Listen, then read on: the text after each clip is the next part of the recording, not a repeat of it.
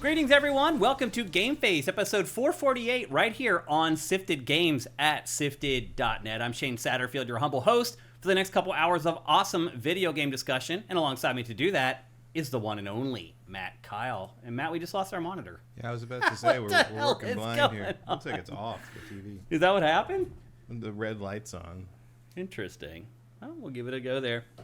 The good news, people, is that our PC is working today. We've had other issues, but the PC is working all right. Oh, and then we got our monitor back, which is good. Okay, looks like everything's going good. Yeah, TV was just off. Oh, it was? Yeah. I wonder how it got turned off. I don't know. Interesting. Well, the good news is we're here and we're ready for GameFace 448 right here on Sifted Games at sifted.net. Going to take you through all the biggest stories from the games industry this week. We were in a little bit of a lull for game releases this week, so I don't have a ton of reviews. A little bit? Yeah. A lot of bit? Not much to do this week. I just played 30 minutes of Metal Gear. That's about it. Well, it just unlocked today, right? Yeah, this morning. Yeah. And I didn't even realize it until I was like, I opened Steam for the first time after you got here, and it's like, Metal Gear's ready to play. And I'm like, oh, I guess I'll watch half an hour of shitty cutscenes. And I got to the part where you get to run around and when you first start experiencing start virtuous mission. It's just like, God, that voice doesn't work for any normal conversation, does it? Yeah. It really doesn't. But it, I mean, it looks really good. Visually, it looks cool, but it runs like shit. That's because he's playing the PC version, and word on the street is the PC version is actually the better of the... I'm sure it is, but it's still... I'm running this on a 4090, and it's A, it has no frame generation, and B, it looks good, but it's not, like, amazing. It's Metal Gear Solid 3. And it's running at, like, 45 frames per second. That's surprising. So here's the thing. Digital Foundry's been kind of raking this thing over the coals for the PlayStation performance, and a bunch of people are saying that... I saw some people on Reddit talking about how the frame drops are generally in the same places where there are frame drops in the PS2 emulation. So it sounds like they're probably running the original code under the Unreal Engine. I mean... Which is something other remasters have done. Mm-hmm. And it would explain why it's exactly the original game. Like doing the same thing. The same place. It is the same everything. I mean, it is the same anime, to the pixel. Yeah. So this is a, I don't even know what to call it. It is a... They're calling it a remake. Yeah, I call it a remake, but it's maybe significant that when you first start it up and it jumps to the shot of the big plane he's in, it says Metal Gear Solid Delta, and then the next credit is based on Metal Gear Solid 3 Snake Eater. So they don't consider it the same game. Right. In fact, it actually, at the end of the credits, it says original game directed by Hideo Kojima. Wow. Like, this is a whole new thing. This is a different thing. Or that he just doesn't want to be associated with it. Yeah. Which is funny because one of the bonus unlocks at the very beginning of the game, for pre-order or whatever, are Hideo Kojima's glasses. Oh. As a thing you can put on Snake. Oh. But yeah, the performance is not particularly impressive so far. And for some reason, the invert Y doesn't work on the look in the opening cutscene. When you're doing the Halo jump and you can switch to the first person. Yeah, the invert doesn't work. When you land on the ground, the invert's fine.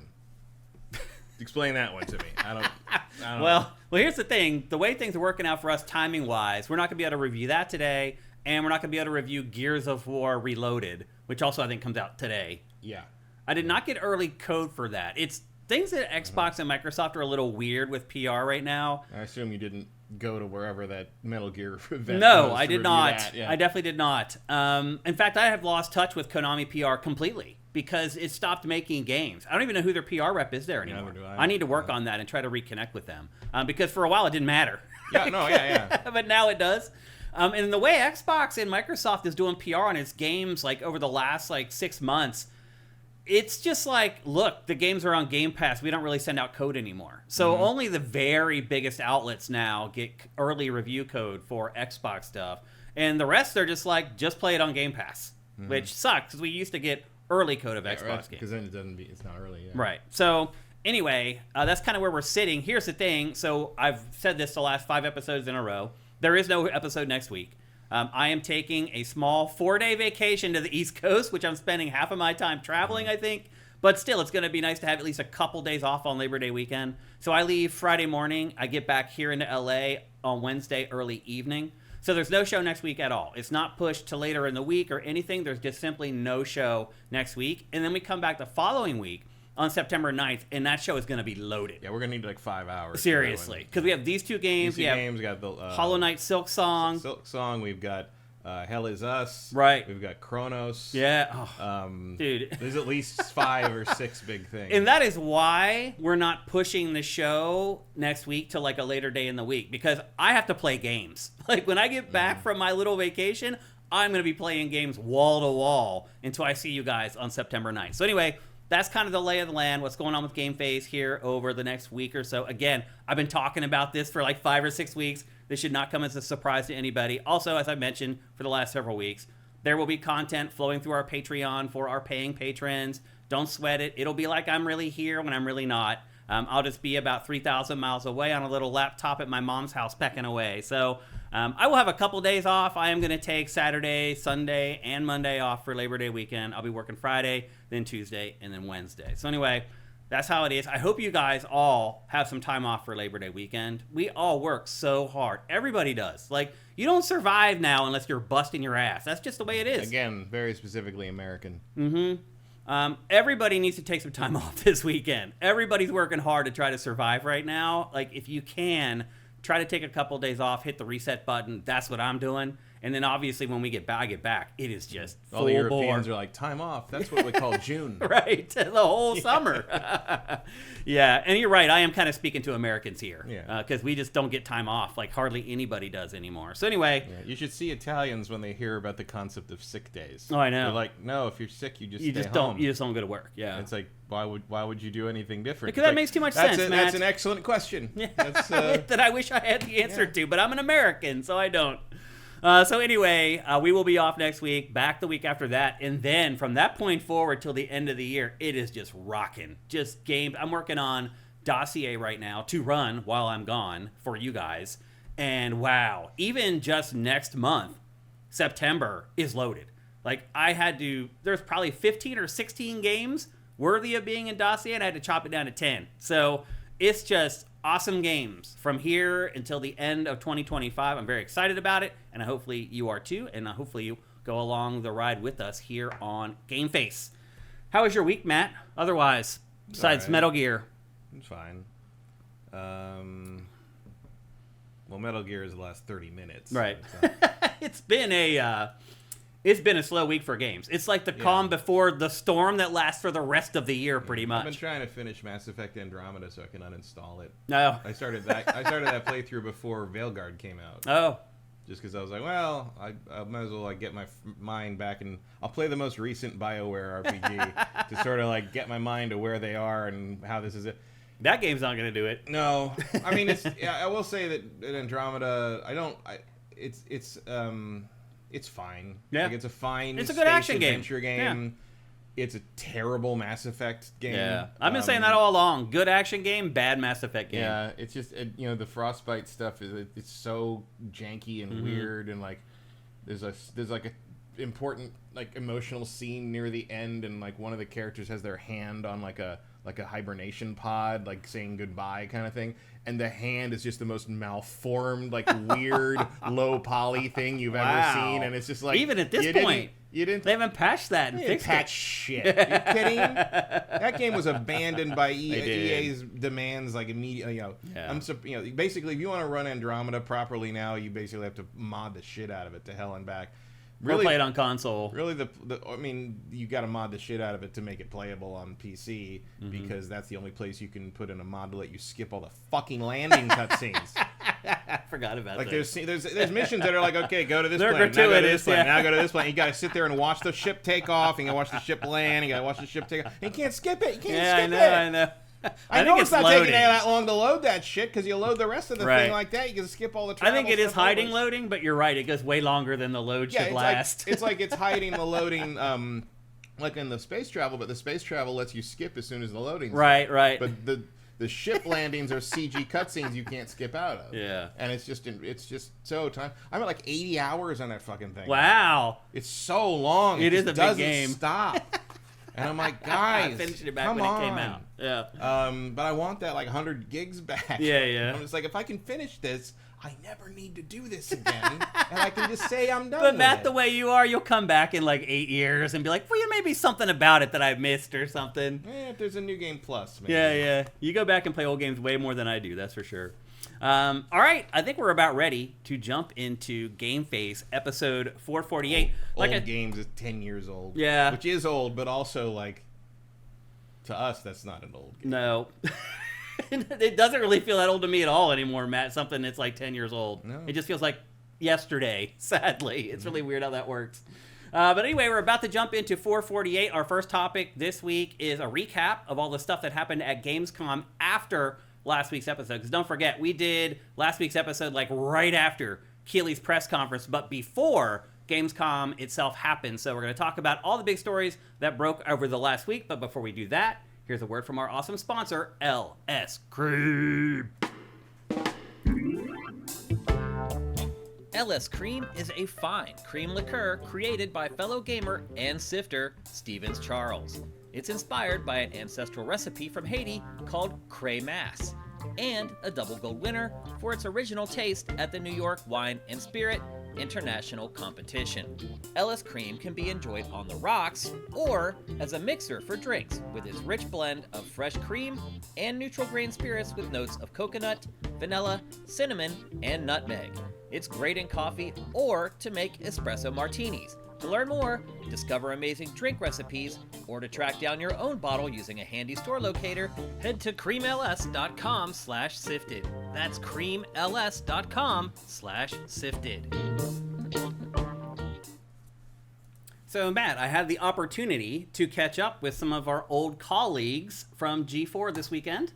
I have a fantasy football league that I started at G4 in 2006. And we're like hitting our 20th anniversary of our fantasy football league. And we had our draft this past weekend. And a few people came over and hung out with me at my place while we did our draft. It's good to catch up with those people. Oh, it says the same year as my shirt. It is, actually. That's hilarious.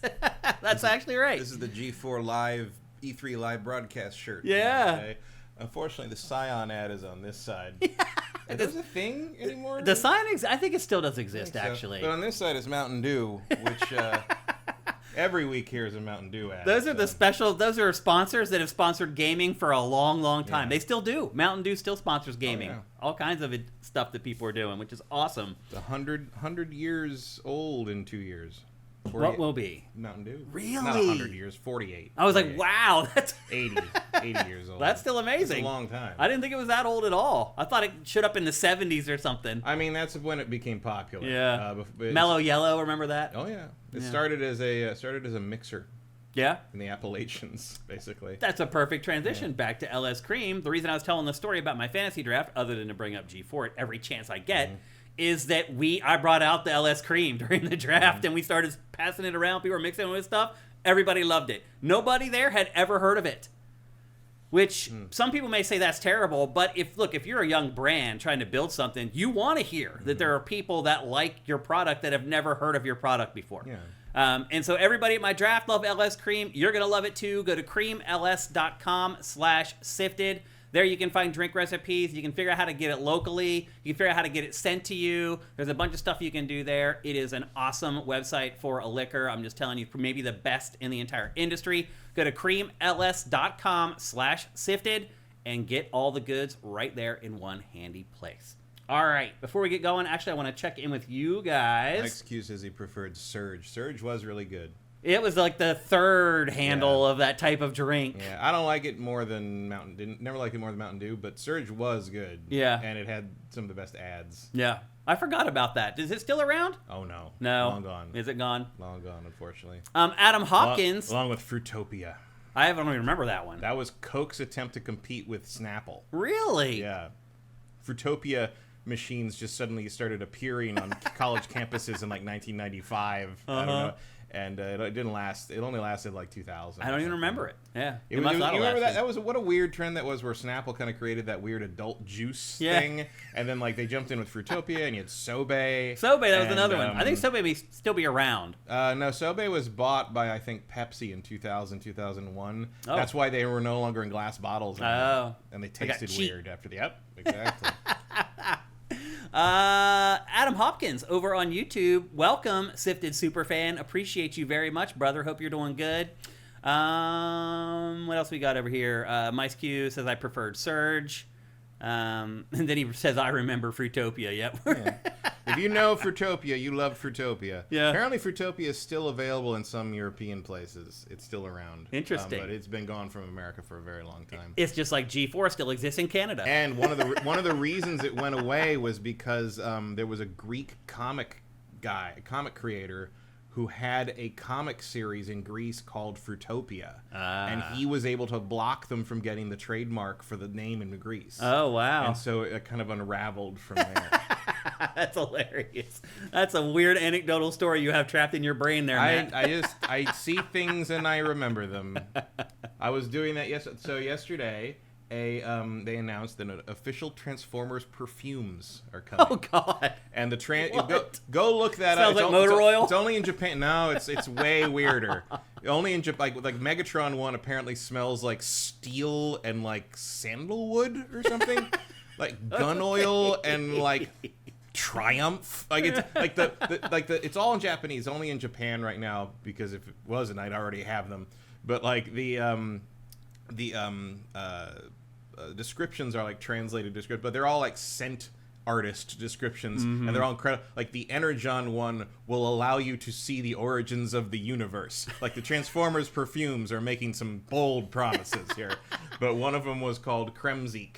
And that is a fan favorite character. He's a little electric imp guy they chase around for one episode. He's like a fan favorite character, and everyone I sent that to was like, "What the hell is the lightning guy?" And I got to explain that was a one episode reference to one episode from the original series, written by a guy named David Wise, who recycled that episode from one he wrote from He-Man and the Masters of the Universe, and later recycled the exact same plot for identical episodes in Teenage Mutant Ninja Turtles, The Mighty Ducks, and an episode of The Defenders of the Earth. Wow. Yeah, he really loved this one electric thing comes out of the computer and everybody chases it around for half an hour.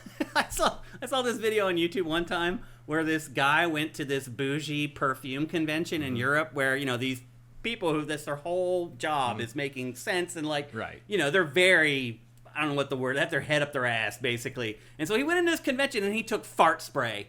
And I don't know if you are familiar with fart spray. There's that guy Roper who does the glitter packages or whatever. Apparently that spray will make you puke. It smells so bad. And so he goes to this convention and acts like, and put it in a perfume bottle and is spraying it and it is hilarious watching these bougie people trying to act like this is legitimate perfume. And you could just see it is just making them rot on the inside, but they have to act like, it has these hints of love. Notes. Yeah, it's like wine tasting. Really good. But like that was the thing where like yesterday I was like, the best thing about this perfume is it's like everyone's activating my trap card and letting me tell them this like ridiculous thing I know about this character and this writer. And I say that, courtesy of Matt's daily 80s cartoon writer trivia. Tune in tomorrow when we talk about Donald F. Glutt, who wrote almost every episode of a dinosaurs attack characters in a show that doesn't otherwise have dinosaurs in it episode back then, which is most of the Dinobot episodes. And later on, it was found that he had a website, years and years later, it was found that he had a website that was mostly dinosaur porn he had written. And that is exactly what you think it is. The Legacy says, Liquid Death is the best sparkling drink. I thought Liquid Death was just water in a can. Is it sparkling water? I think it's sparkling. Oh, I thought it was just flat water. I didn't know that, actually. I've never tried it. It's genius marketing. That is another Transformers running joke going around right now, because in one of the continuities, sparkling is the name for a baby Transformer. And so when humans say they drink sparkling water, all the Transformers like recoil in horror. Like that's the joke. It made me laugh. Let's see who hooked us up with Twitch Prime before we get going into the show here. Teddy6008, thank you, brother. That is awesome.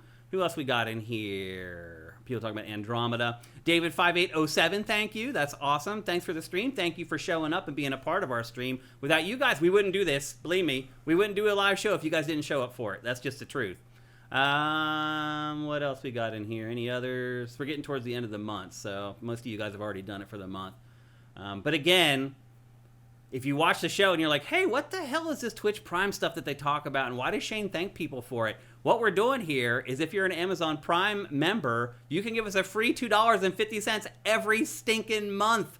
All you got to do is connect your account to your Twitch account, and then just go to our Twitch channel every month and just click a couple things, and you give us $2.50. It's the most awesome, coolest thing ever, and you can do it and give us money for free. That would be awesome. If you can't help us there, go to patreon.com/sifted. For $5 a month, you get all our content early. That would be great, too. And if you can't help us in those ways, then just like the show, comment on the show, share the show. All that stuff matters. I know I say it every month or every week, actually, but it really makes a difference. So please do that. If you can't help us financially, please do that other stuff. We'd really appreciate it. It makes a difference for us. So there you go. That's how you can help Sifted and GameFace. And with that, it truly is time to get on with GameFace 448. We're going to wrap up some of the bigger stories from Gamescom 2025 that we didn't tackle last week. So basically, anything that wasn't in Jeff Keighley's big press event that was 2 hours long, and let's be honest, pretty much is about 80% of Gamescom at this point. Yeah. Like if you watch that event or you go to Sifted on the day of that event, you pretty much got the lay of the land for Gamescom for the most part. But there was some pretty big stuff, and there were some themes that kind of came out from journalists as they returned from the convention. And Games Industry, one of their editors, wrote an editorial about his experiences at Gamescom. And when he came back, he said the overarching message and kind of thing that was stuck in his mind from that convention, from talking to developers and talking to the press, is that games need to be made faster. He said that every developer he talked to, that was their edict. They need to figure out how they can shorten development times and how they can make games faster. Matt, how do you think developers are going to go about doing that? I think they should all go talk to the Ryuga Gotoku team. Yeah. Go talk to the Yakuza guys. Do you think they figured it out? Do you think that that's something that works for them and may not work for other developers? I mean, you definitely have to adjust your plan, but like the idea of kind of having a stable in your in your studio where like we have these sets, we have these actors, red character models, or we have that's how the old studio system used to work in movies. Like it's tried and true, and it seems to work for Sega. It seems to work for Atlas. Those games are all set in Japan, and they all kind of have a similar look, and they share locations sometimes. Yeah, well, they share locations, but like they make a new location about every 3 years. Yeah, and then they use that location like 4 times. What you're saying is they're intelligently designing its games, knowing that they will reuse that the in other Far Cry things. team used to do the same thing. You'd have the numbered Far Cry game, then you'd have the spin-off that used the same map, but there's no way you can recognize Far Cry 4's map in Primal. Like that's like yes, it's the same map, but like it's so different. Like no one's, if you didn't already know that, you probably wouldn't piece that together. Yeah. Like I think that's a very valid way to do things. I'm sure they reuse stuff in other games too that is not as obvious.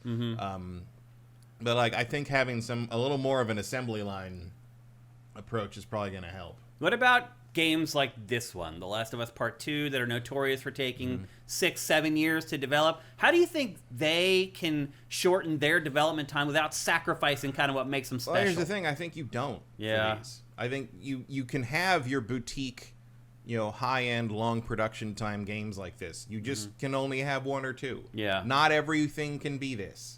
And you need to accept that. And when I say you, I mean like shareholders, and the publishers, like that. The powers that be need to understand that not everything you make is going to be Avengers Endgame. Yeah, because I remember reading a story about I think it was Uncharted 4, where there's a scene where the Jeep flips over and it catches on fire on the inside. Oh yeah, and at the end of that big chase. Yeah, and one of their artists said that he worked 2 weeks to get the fire right on the stereo on the inside of the car. And, like, to me, that doesn't seem sustainable. Stuff like that. I mean, granted... I haven't seen an Uncharted game in a while. Right. Granted, these games usually sell $15 million. They get their money back and then some. But still, it doesn't seem like that's a sustainable way to make games in mass going forward. I think you can make some stuff, you can have a few of those. Mm-hmm. The big publishers can have a few of those. But you got to pick your battles. Yeah. And not everything can cost $200 million. You got to have things that cost $30 million. Yeah. I think and just in terms of like movie budgets, but the equivalent of games, like you have to have various tiers, and like there's a point somewhere where I think everybody thought they could all have quadruple A titles all the time, and it's significant that the companies that are doing pretty well right now are the two who never fell into that trap, which are Sega and Capcom. Yeah. So you say what they should do is look at what they're doing with games like Yakuza and stuff. But realistically, what are they really going to do? Because they're not going to like say, hey, we're just going to make 4 games in the same setting so that we can reuse. I mean, what they're probably going to do is work everybody harder and cause more problems. But again, even Capcom is using, they're not like doing the asset reuse the way Yakuza does, but they are using the Resident Evil engine over and over again, which they're experts at using now. They've done a very good job of making that. You can tell a Resident Evil engine game when you see it for the most part. You can, but like Resident Evil Requiem doesn't really look like Monster Hunter, which doesn't really look like Dragon's Dogma, but it does look like Resident Evil 8. It does, but that's okay. Yeah. I mean, it's another Resident Evil game, and I think there's a point at which I think just about everyone's going to have to admit that they are not Naughty Dog, they are not Rockstar. Like you're going to have to. They're not Team Cherry. You're going to have to. You're going to have to be a little more realistic about this, and people are going to have to be a little more understanding of the fact that everything isn't going to look perfect. Everything's not. Puddlegate is stupid, and you got to let that go. Like, do you think people are gonna let it go though? I don't know, because the other side of that coin is Sony's gonna be like, well, we got to use the cutting edge graphics to justify why you're gonna pay $1,000 for a PS6, and you can't do that with a bunch of $40 million B-listers, right? So it's a tough position. Do you not think that ultimately what the developers are gonna do is just use AI? That feels like the lowest hanging fruit. I think they're going to try it, and it's not going to help. Yeah. Because you're still going to have to go back and fix all the shit it fucks up. Like, that's the constant issue with the AI right now is like, well, we used it, and it, in the conceptual stage, it got us like a little bit of a jump. And when we tried to use it for the finished product, all it meant was we had to go do revisions over and over again because it was wrong all the time. Or it had all these sloppy things. So either it looks terrible. And also, you've got people that are virulently against it, including me. Yeah. But like, you look at the reaction. I mean, there's a misdrawn hand in like 2 frames of the trailer for that Sekiro anime, and people lost their shit that it was AI. And it's not. It's just a badly drawn hand. But now immediately that's what people. But now you're gonna have to work for a month to get rid of that narrative. There was just a bunch of stuff in the board game space done, including a video done by the biggest board game site in the whole hobby, talking about, will anyone pay for AI art? And the overwhelming answer is fuck no. Yeah. Like, if I'm going to pay the cost of these things, which is about the same cost as a new, retail price video game, $70, $80. Yeah. Like, if I'm going to pay that price, I want a human being to draw these character portraits. I want a human being to draw these monsters. You want a hand to make it. I want art, not content. Yeah. And I don't think that's going to be a very useful shorthand. And God help you if someone finds out. Because it does feel like, well, I think you're going to have to be transparent about it. You just have to. Because if you get caught not being you're doomed. Yeah. Well, so you have to be. Well, now, obviously, I think Steam has requirements now. Right. You have to put that. GameFound and Kickstarter are starting to have requirements that you have to put down at the bottom of the campaign what you've used AI for, if anything. I have not backed a couple things because of I've that. seen that. Yeah. No question. And I just don't think that's going to really like streamline anything to any great degree. Also, like you've already got companies doing this without it. As far as I know, the Yakuza games, Like a Dragon games, do not use that. Yeah. As far as I know, Rockstar is not using that. Obviously, Rockstar can take 12 years to make something if they want. And that's kind of going GTA 6 is going to reset the clock on all of this anyway, because it's like, well, now this is what everyone's going to think the bar is. Right, yeah. And they're going to, you're going to have people that haven't played a game since 5 that are like, how come everything doesn't look like this? And I mean, that may be why people keep playing 5. Yeah. I mean, I think Rockstar has just created an audience for its games at this point. Yeah. Yeah. And I think a lot of those people, that's the only game that they play. Yeah. It's really look, hard to believe, but I think maybe one of the other things you need to look at as a publisher now is how, yes, Rockstar's tech is amazing. Every time they come, GTA 6, Red Dead 2, like their tech is amazing. But the tech is not the only thing they're doing. One of the reasons, GTA 5 still looks pretty good. Yeah. Red Dead 2 still looks great. I mean, they have updated it a couple times. But Red Dead 2 still looks great. Why? Because it's not just the tech. It's the aesthetics. Yeah. It's the art direction. Yeah, for sure. It's the design. Like it's the animation. Yeah. Like, these characters are still going to look good in 5 to 10 years. Yeah. Partly because there's just diminishing returns. It's like this, at a certain point, that's just it's about as good as it's going to get. Like. Yeah. But also, just like, look at the atmosphere in these shots. Look at the light. The lighting. There's artistry here. This is not a realistic game. Visually, like, that's not what real life looks like. That's what a movie looks like. It's what stylized art, visual art looks like. Setting up each shot with lighting. Yeah, and that is timeless. It takes a lot of time. Yeah. too. Also, having worked in production, man. Oh, 100%. People don't realize that every shot in a film, that shot may last 3 seconds, but there was a crew setting up for that 3-second shot for hours and hours, just for that 3-second shot. Like in Blade Runner, where there's that one shot in the apartment where you see the light shine in his eyes like it does for the replicants. That's not accidental. Yeah. Like, you can't accidentally do that in a movie. Like there's the amount of things that would have to line up would be like universe-altering coincidence. Yeah, for that to seriously. happen. And the same is true with things like this. Like, this is all very chosen. And I think that's one of the reasons their games age so well. It's one of the reasons Last of Us ages so well, and probably why the first one doesn't actually need that many remasters over and over again.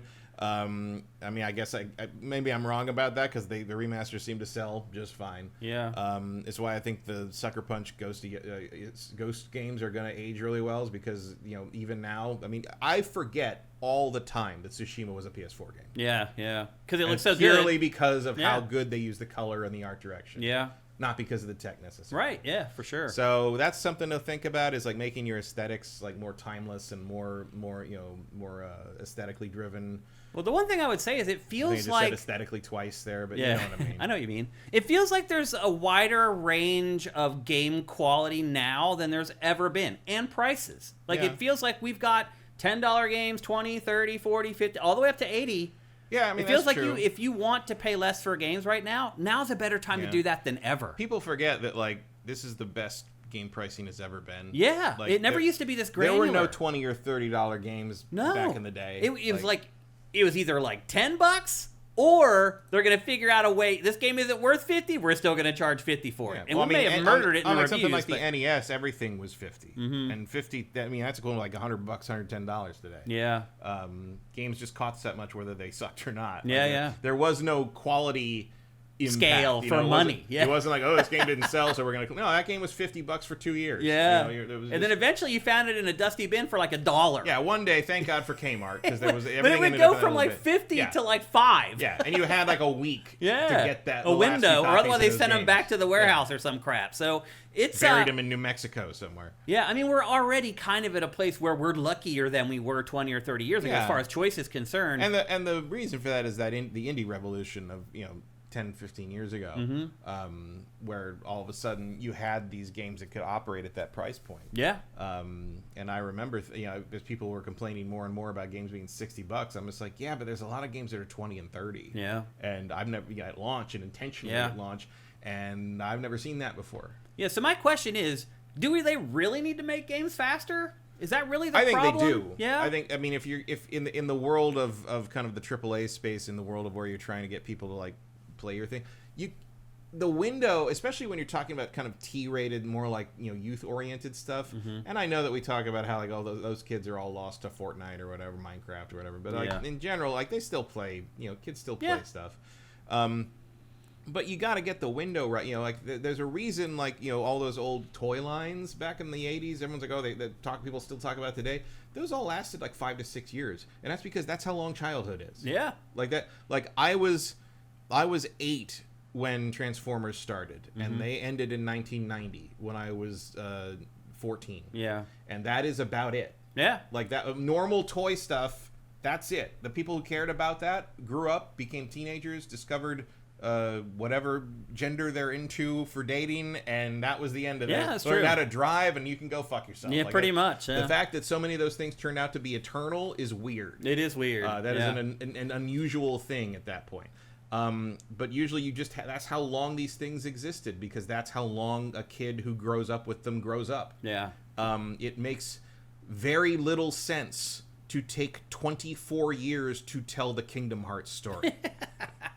Because you think about it, it's a game that's targeted towards younger audiences. Yeah. No one's going to still be young at that point. If someone who was Sora's age when Kingdom Hearts 1 came out is in their mid-30s I know, yeah. Like, these people have children of their own. And now that's what they're doing. They're turning their kids onto it. And their kids are like, why? Yeah, I don't even Why know. Their do we kids are have like, to- who are these characters? Yeah, I don't even know who they are anymore. It's hilarious. So I kind of feel like this is people kind of overreacting a little bit. There's A little bit, but I understand why you There's want... a lot of high-profile bombs happening right if now. you get a big hit, yeah, you probably want the sequel, for the follow-up to that, to come out in less than 6 years. Then people Like, forget about yeah, how good the people first move game on. was. Yeah, I hear you. Yeah, it's and this, I mean, the same thing's happening in the streaming world, where it's like, yeah, you need to get the next season out before, in less time than it takes to complete a college degree. Yeah. Like, the fucking girl from Stranger Things is a grown Oh, I know. married It's mother now, ridiculous. and you still haven't gotten season 5 out. It's ridiculous. It's crazy. I know. I agree with you, man. Yep, I agree with you. There is no reason it should take a fucking human lifetime to tell that story. I agree. Yep. Like, Disney's finally learning. They finally started shooting. They're shooting Daredevil season 2 now. It's going to be out next year. Like TV used to be. Yeah. They used to make 22 episodes of these things a year. Well, I mean, A now year. 8 episodes Now for 8 episodes. 3 years. Yeah. It's insane. It And really you're like, is. does anyone even remember that show anymore? I forget what happened at the end of the last Stranger Things I forget season. that these things, that was that long ago. It's crazy. Like, watching Yeah. Peacemaker season 2, Peacemaker just hit, and I'm like, fuck, season 1 is 2022. That show came out 3 years ago. And you had to wait all this time. And I didn't even think of it. Yeah. I was like, nah, I was like, what, like a year and a half ago? I was like, no, it was 3 years ago. I know. Yeah. Get on with it. Yeah. I think developers are 1,000% going to use AI. I think as soon as they hear this, the first thing they think of is AI. Well, they're going to try, but I don't think it's going to We'll actually see if help. they can get away with it. Yeah. I don't think it's going to help, because it can help you in conceptual phases. Like, basically, it can save you money paying for concept art, but you're gonna need a human hand to finish all this stuff. You're gonna need a human. Even You the have to AI, check the stuff to make sure even it's the not AI wrong. surveillance shit requires a human being to vet everything, because it's stupid. It's not. It's an algorithm. It's not a real thing. I saw an article today asking whether large language models can have hurt feelings. No more than your fucking microwave timer can. It's a fucking math equation. You have to have human eyes on this stuff. I agree. I mean, that's the thing with AI. It's like you have to check everything. So it's like, are you really saving time? You have to go back and check everything that it does to make sure it hasn't screwed something up monumentally. I mean, if you have the right skill set on the people you've hired, like, yeah, like, I guess they can cut out sort of the start process a little. You could probably save some time there, but you still need to. You're not replacing these people. You have to. It's like, just because the lasso tool exists in Photoshop doesn't mean you don't need graphic designers. Yeah. That's kind of the mistake that's being made here. Yeah. So it might be able to save them some time, but you have to implement it as a tool and not as like a miracle solution. Yeah. And right now, the people in the C-suites are not doing that, and it's because it's being sold to them as a miracle solution. I don't think this is going to do anything, by the way. Probably not. Look, we went to GDC a bunch. Every time And if you go, it did, it would be everyone's next project, so you wouldn't even see the results of it for like 4 more years. if you ever go to these events and you hang out with the developers after the event at the bar or at restaurants or just walk outside on the sidewalk or whatever, it's like there's always this theme that develops. Yeah. It would happen at every GDC. It happens at every major convention, at E3. It happened at Gamescom. This was the theme. 9 times out of 10, nothing ever happens with it. Right. Well, people 'cause talk mostly about it. It's this easy they thing get for them drunk, to drink and talk about. But and then they go back, home. and they pitch it maybe. Maybe. And then when they do, the management's just like, nah, That's not going to work. What we're doing. And that's exactly what happened. And that's exactly what I think is going to happen here. Probably. So, but we'll see. I really do think it's worth looking at what the Like a Dragon team is doing. Like the way they've handled this. Yep. Like it's not how you make a Last of Us, but it is how you make a sustainable business model that could maybe enable you to divert resources to a Last of Us, while these other kind of studio system style projects continually pump out content that then gets you revenue that you can then reinvest in your big project. Like it's. I hear you.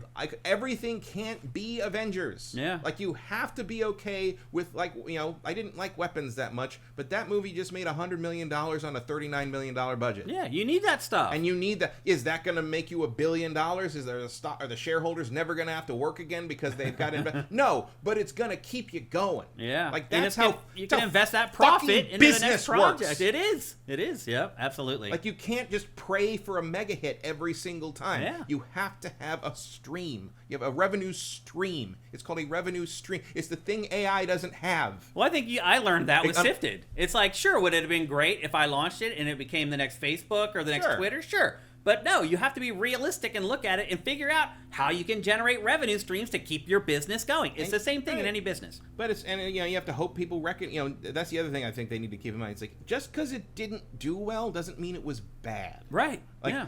And it's just different, maybe. Yeah. I keep thinking about, there's a site I go to for Transformers news called TFW 2005. And they have a huge news feed. And one of the big things that's happening in that space right now are non-transforming figures. Like really animation, real character accurate, high detailed action figures that do not transform. And I do not give a shit. Yeah, that seems like, they're not Transformers. And I keep looking at this feed and I'm like, they're all categorized, you know, there's all like tagged with categories. And I'm like, is there really no way to filter out the non-transforming news stories so I don't ever have to fucking see them again? And there isn't. I know. Because nothing else is sifted. Yeah. And I'm like, why the fuck hasn't this been adopted everywhere?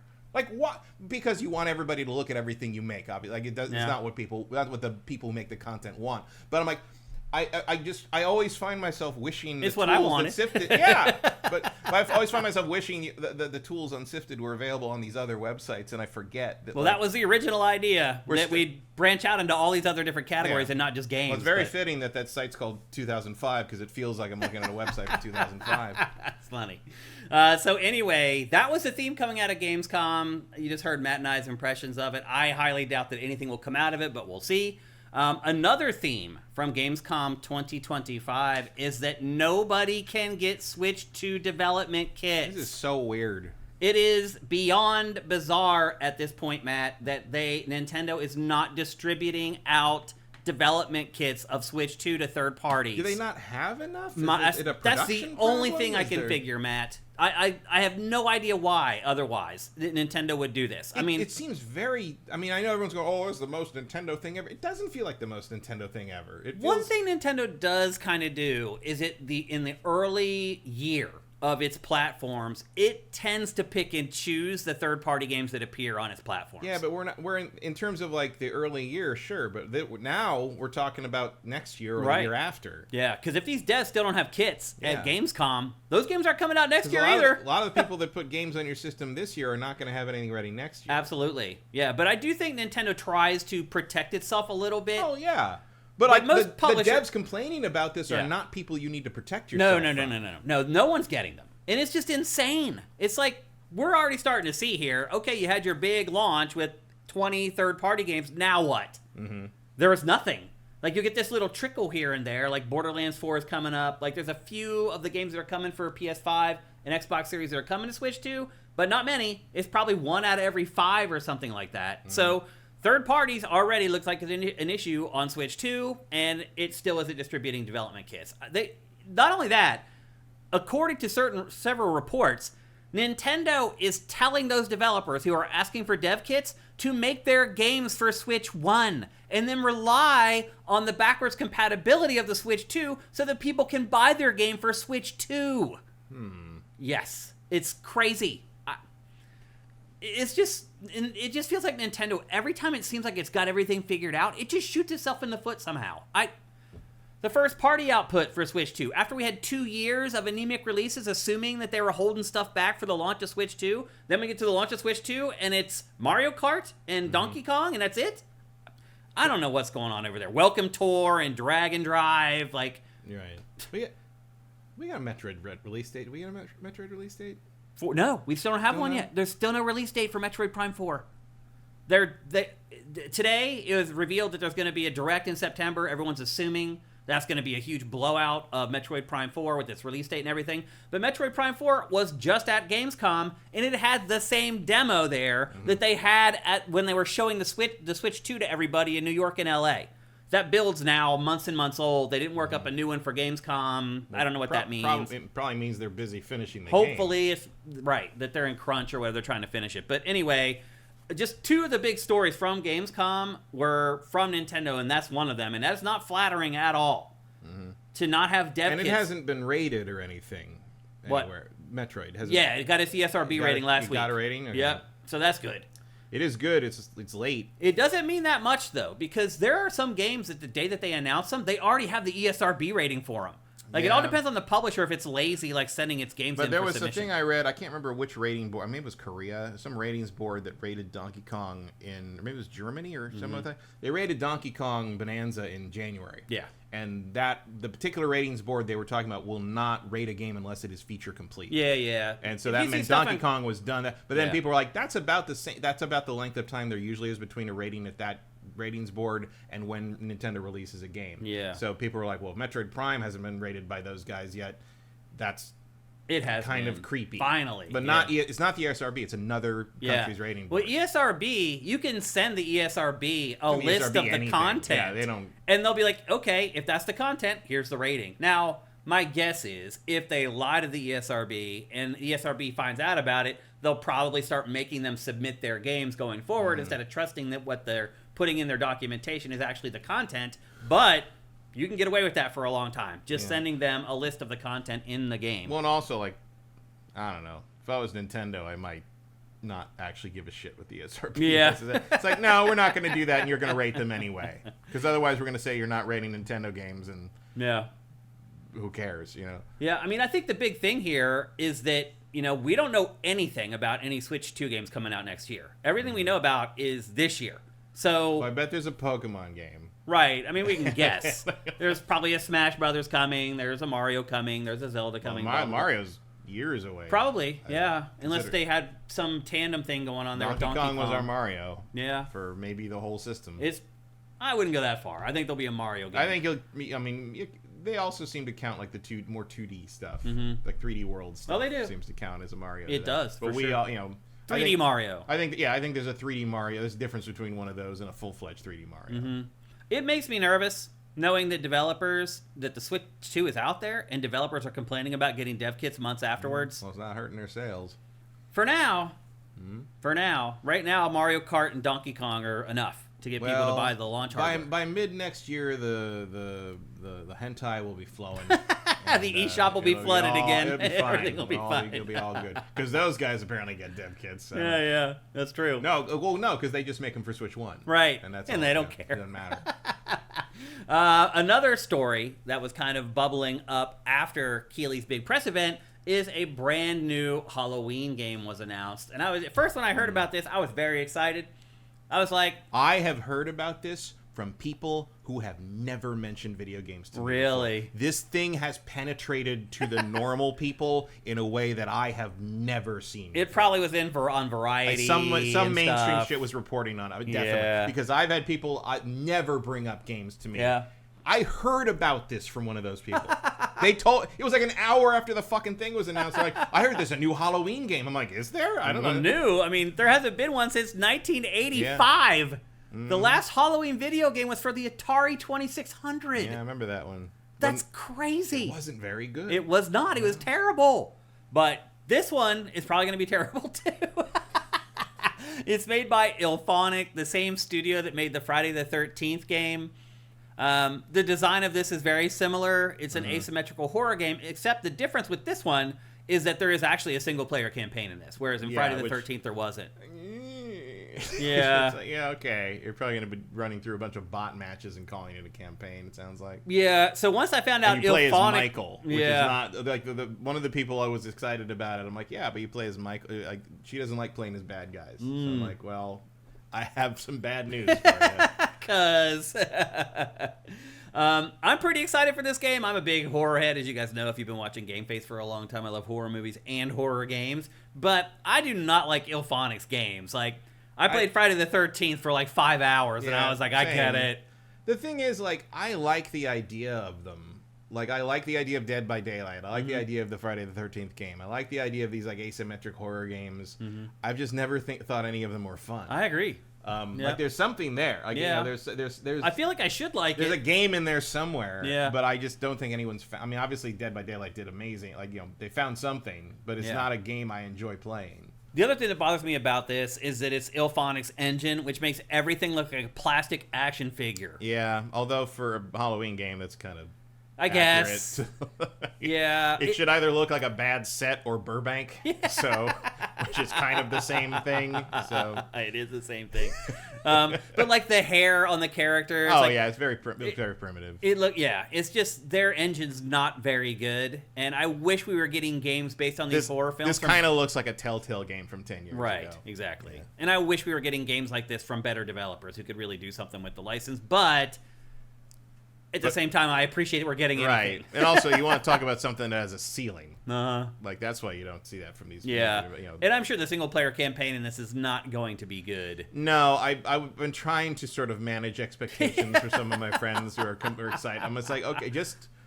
Go play Friday the 13th. You can probably find it for $1. Yeah. And then you'll know what to expect from Halloween. But like anyway. like they heard campaign, and some of them seem to be like, oh, is it going to be like Veilguard? I'm like, yeah. No. It'll be faster and shorter, but the hair won't be as good. Yeah, definitely not. That's funny. So anyway, that was one of the big games that kind of broke later on in the week on Gamescom. That was not in Keeley's thing. No, it was nothing. That should have been in really Keeley's odd. thing. But you know what? Like the penetration on that thing is remarkable. They didn't need him. No, they didn't need to spend $500,000. All they needed was John Carpenter, and you know Keeley's mad. Oh yeah, that it's done so well, and he didn't get John Carpenter. You get an excuse to have John Carpenter on the show. Exactly. My guess is they just said, "Sorry, we're not paying the $500,000." I mean, I'm sure he asked. We already paid that to John Carpenter. Next up, another big story that seemed to surprise the press, but didn't surprise me at all, is that the Xbox Rogue Ally handheld is looking meh. And for some reason, it feels like, Matt, you and I are the only people in the press who realize that it only plays PC games. Yeah, I don't know why that was... That's the big story from Gamescom. Oh my god, the Xbox handheld doesn't play Xbox games. I was complaining about that the day they announced it. We've been talking about that on GameFace from day one, and the rest of the press just never got the memo somehow, so they're all freaking out. Which is weird, because I read that in the press. Right. I don't remember where I read it, but somebody else knew. Well, Xbox shared it. They told us, basically. Yeah. But I guess people weren't paying attention, so everybody's coming back from Gamescom being like, hey, that Xbox handheld isn't actually an Xbox handheld. It's only Xbox Anywhere. It doesn't play your old Xbox. You know, that was what I was complaining about. I'm like, you can't play Mech Assault on this. Fuck that. Yeah, you can only play Xbox quote-unquote games that are also playable on PC. On PC, yeah. That's it. That's all you can play on this. It is a that's handheld. That's a lot of games. A lot. Yeah, I mean, but it's not a handheld Xbox. It's not. It's a misnomer. It is a Rogue Ally with an Xbox logo on it. It is. Yep. And it only plays PC games from that environment, though. They're saying that Steam will also work on it, I think. Yeah, it's a PC. Yeah. So what's the difference between this and the Rogue Ally? It works with Game Pass? Like, that's it, I guess. It's got built-in functionality for the Xbox app. Yeah. I mean, can you not do that on a normal... You would think you can, unless it's some proprietary code that they don't share. I don't know. I mean, obviously, it's it's more of I forget the word for it, but, a movement in the company. initiative. It's Yeah. an initiative where, like, there's going to be a handheld certification thing, and like the games are going to say that, like, it's the same way that on the PC, it's like, this should run great on your PC. It'll be like, this will run great on your handheld device. Kind of thing. So like they are kind of making it part of the brand that like it will be acknowledged and optimized theoretically for. So it's not nothing, but like if you were expecting this to be something you could play all your Xbox games on, including the stuff you have from the original Xbox 360. Yeah, if you're an Xbox gamer and you've had your an whole Xbox library, 360, that is not and all going to that. happen, at least not right now. Yeah, I don't know how they could fix that post-haste. I don't know. You'd need PC versions of these things, because I don't think you'd be able to emulate a 360 or even an OG Xbox on this thing. I don't think there's a fix for it. The other thing, too, is that, so we do have the release date, which is October 16th. It still has not shared the price. Some of that stuff is leaked, and like the leaks say the cheapest one is $700 and some dollars. The most expensive one's $1,000. I don't know if Microsoft saw the response to those leaks and were like, oh boy, we can't charge that much, but we got to wait and see if we can wrangle around these tariffs and try to get the price of this thing down. And the answer to that is No, it is not going to happen. So they're just delaying the inevitable by not Especially sharing now the that price. the de minimis is dead. Yeah, it almost feels like they should just share it now Probably. and let Just people get over it. Tear the Band-Aid off. That gives 6 weeks for people to get give over it it some before. time. But a lot of people can rationalize that in 6 weeks. Yeah. it'll be. It won't be okay. But yeah, like, they should I have think done it that- at GameScom. No, I agree. It was the perfect time. That was for the it. best time to do it. Yeah, I think so. but they didn't. So Just get it. just get it out there. You got to do it. Yeah, So might as well sooner do or it. later, you might as well do it sooner. Yep, so people can get over it. So anyway, Xbox handheld was a big Start story. saving. Yeah. And then amidst a lot of the other Get that negatives, third, fourth job. Yeah, you can afford your rogue ally. seriously. And then there was one positive Nintendo story among many of the negative ones in Gamescom, and that was Kirby Air Riders. People were gushing over this game at Gamescom. It was playable there. So Nintendo had the big direct for this game that was like 45 minutes long, and then they go right into Gamescom and they have it playable on the show floor for people to play, and the response from it has been insane. Do you remember how these games play, Matt? I mean, I haven't played anything like of these. Is there more than one? Well, there was one for the GameCube. I remember the Kirby's Air Ride. Yeah, on the GameCube. Remember how it played? Not really. Okay. Well, it is a racing game. I guess the best way I could put it is that it is to racing games what Smash Brothers is to fighting games. Like, it's a fighting game, but not really. And this is a racing game, but not really. This is almost more like a car combat game. So first of all, there's no gas pedal in this, or no gas button. Your hover, whatever, goes forward automatically. And then basically how the game works, you do have power sliding. It's very simple power sliding. But basically how the game works is as you race, quote unquote, and a lot of these levels are built almost more like 3D platforming levels than racetracks. But as you race, you pick up power-ups. And what you're doing is you're basically creating a build for your racer or whatever. You can keep picking up the top speed power-ups or whatever. You can keep picking up the defensive power-ups. You can keep picking up the power-ups that affect the other racers or whatever. And you can basically build out your cart, so to speak, on the fly and create what you want to every race. And while you don't, actually perfect timing, and while you don't control how fast you're going as far as having the gas button, the way you angle your cart, as you're seeing right now, makes a big difference in how fast you go and how much speed you keep or lose when going off of jumps, landing jumps, things like that. The angle of your hoverboard makes a big difference with how much speed you have. So while it's simpler than other kart racing games in some ways, it's more complicated and a lot different in other ways. And apparently it just caught everyone's attention at Gamescom for whatever. It could just be the fact that it is a game that was playable for Switch 2 at Gamescom, because there aren't that many. But I did mention earlier that Metroid Prime 4 was there. Again, it was that old build that people had kind of seen already. But this was the first time this game was ever playable. So it's also Sakurai kind of unleashed. It is. So. And I think it was Vincent last week in our chat that said that, maybe this game is Nintendo giving Sakurai a bone so that he will be more inclined to make the next Smash Brothers. Because don't forget, there's not supposed to be another Smash Brothers. That feels rather plausible. Yep. Or even just so he'll be okay if someone else is making a Smash Brothers. Yeah. And a lot of the reports from the show say that the reason the game doesn't look that good is because it's so fast. Yeah. They said that if you create a build where you just keep getting top speed, that eventually your hoverboard becomes so fast that you cannot control it anymore.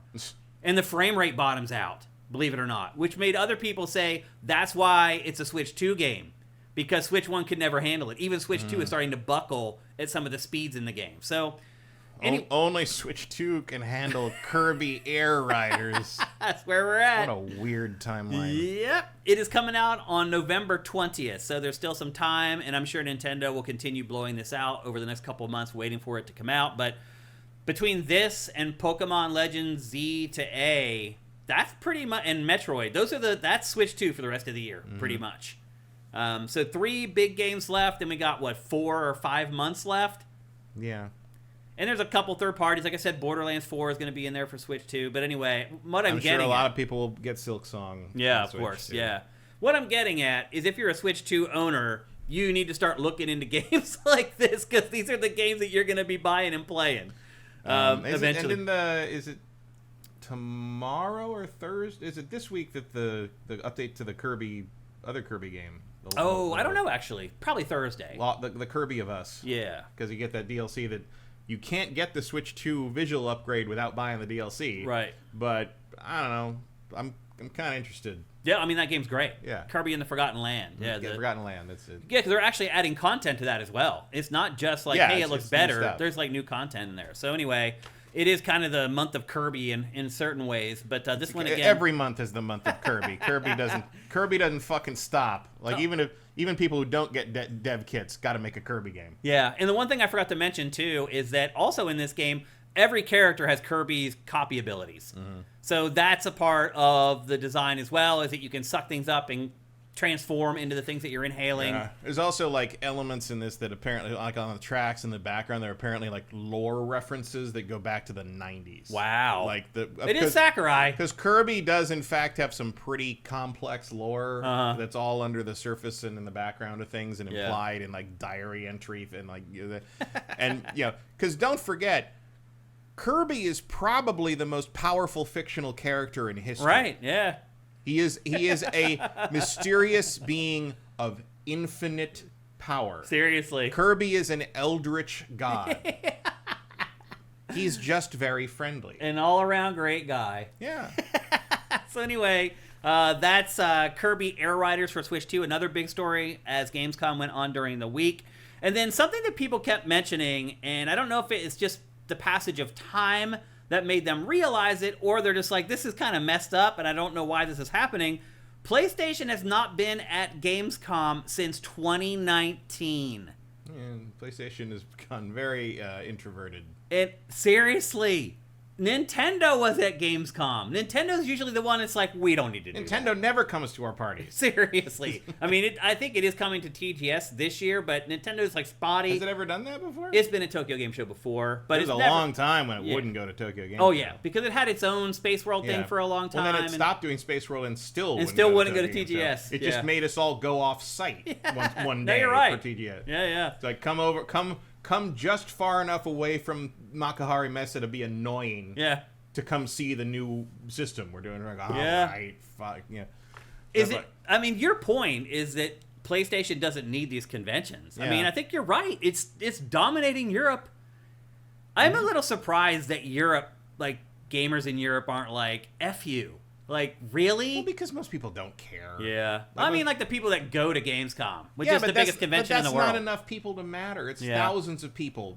Hundreds of thousands. But PlayStation people, okay, now give me the slice of people that would give a shit whether Sony's there or not versus whether they're going to buy the next Sony game.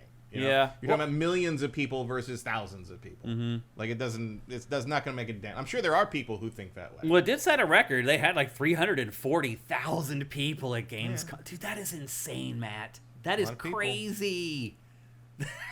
I mean, E3 at its height was like 70 or 80. Yeah, that was too much. And that was too much. But again, the venue for Gamescom is it dwarfs. 4 times it dwarfs the LA convention. It's like a small city. It really is. It's almost like it almost is like the whole city. I mean, that's the crazy part about it.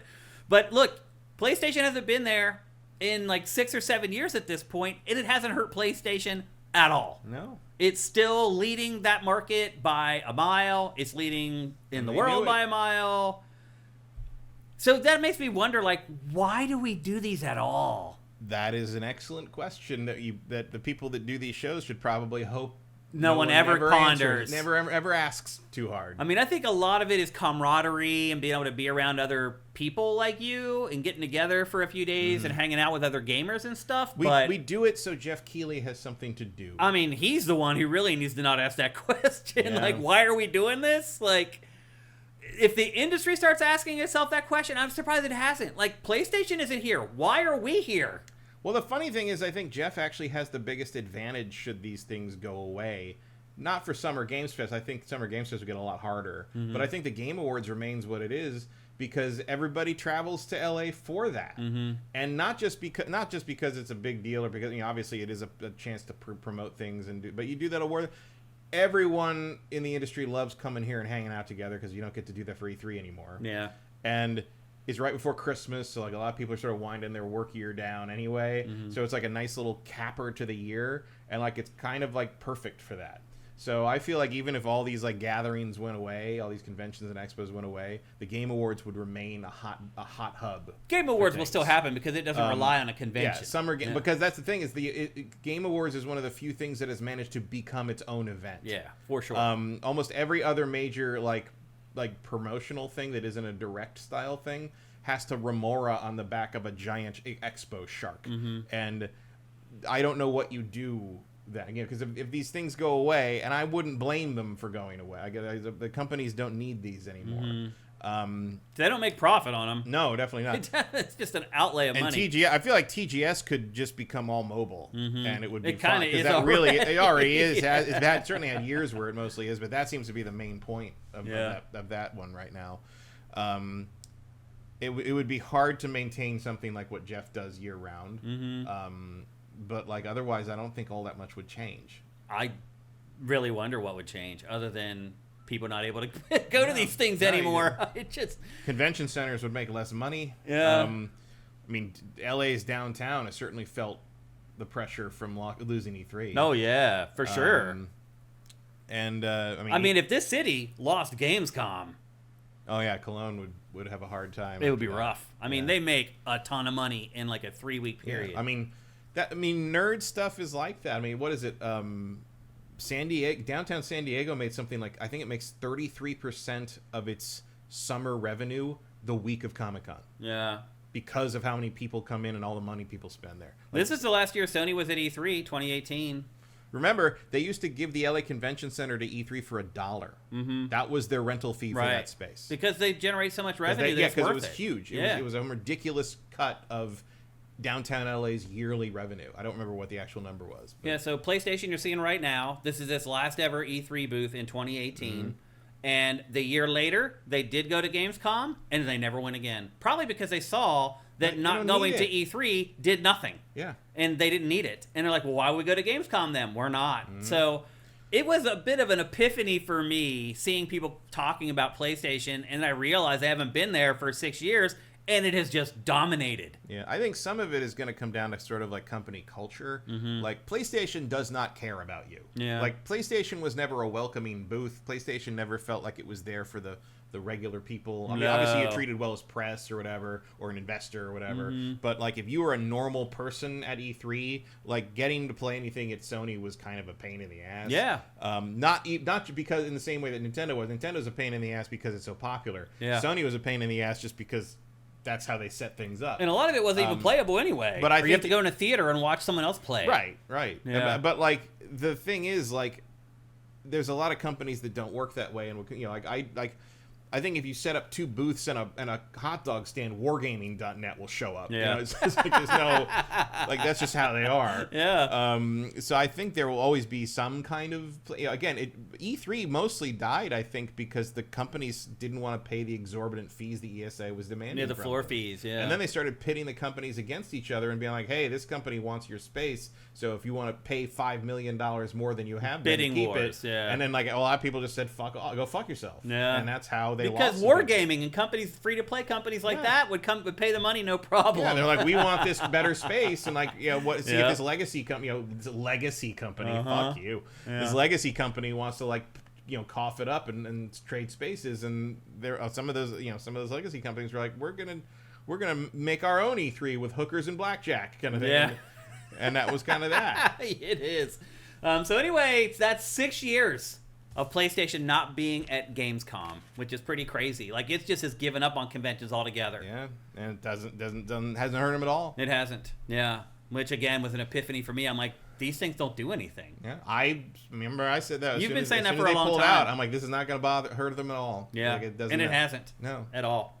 And then the final big story, at least from my perspective anyway, from Gamescom 2025, kind of a game that rose to the top that didn't have as much buzz going into the show, is the Mortal Kombat Legacy Collection. This thing's crazy. It really is, man. It is. So this is made by Digital Eclipse, who has done best in the business. They make these interactive documentaries where you watch a documentary and they talk about a game, and then you can play the game. Like, it is really one of the coolest. Phenomenal. They did the Karateka one. They did the Atari 50th anniversary thing. They were Llamasoft. A guy I know, Dan Amrich. You know him? Yep. Yeah, he's one of the people on these. No. These guys these are the best retro collections ever made. And this was the big announcement for Gamescom, is that even some of the most like obscure, crappy, terrible spin-offs, and that's great. It's so great. You gotta have it. Do you understand how much history. better Mortal Kombat Mythology Sub-Zero is going to be with Rewind? Do you understand? Like, you just be able to try those fucking jumps over and over again until the game agrees with you that you made the jump. It's gonna change everything for that terrible game. Well, what we discovered at Gamescom is that this is just going to be crazy, like, thorough. Great. It has, like, everything. Any version of something. Like, I think there's 5 or 6 versions of the first game on this. It's like, even the Game Gear versions, I played the Game Gear version of the first. Yeah. Like, it's great. There's like 30 different versions, total versions, not individual titles, but like 30. They're putting the, what is that fucking, the Wave Hub or something, WaveNet version of Ultimate Mortal Kombat 3 on this. Wow. Which was lost. Like, no one even thought of copy. So this was a specific version of the game released that was able to play online between different arcades. It was only put out in Chicago and San Francisco on test. The acronym stands for... They actually just showed in this trailer Yeah. them retrying the Sub-Zero jumps. They literally just showed it, Matt. That is a very important feature. When they showed the rewind feature, what they showed was him Sub-Zero, trying, there, yeah, right there 100%. it is. Rewind your Exactly. mistakes. That's hilarious. That's why it's there. That is exactly why it's there. There it is. That's so funny. Is a version of Ultimate Mortal Kombat 3. It was only put out in San Francisco and Chicago, and it could play online with some proprietary to Midway thing. I can't remember. The acronym has something to do with that. It's like, it stands for, like, access multiplayer Midway action, the Williams action or something. And it's another version. It has the only version of the game with Noob Saibot playable in it. It's got a bunch of different stuff in it, and it was believed lost. It was only put on test. It was this weird thing where like Midway paid for the T1 lines in the arcades because it needed a T1 line to work. And basically the arcades just had to give them a kickback of any games that used it for online play, but nobody ever never became a widespread thing.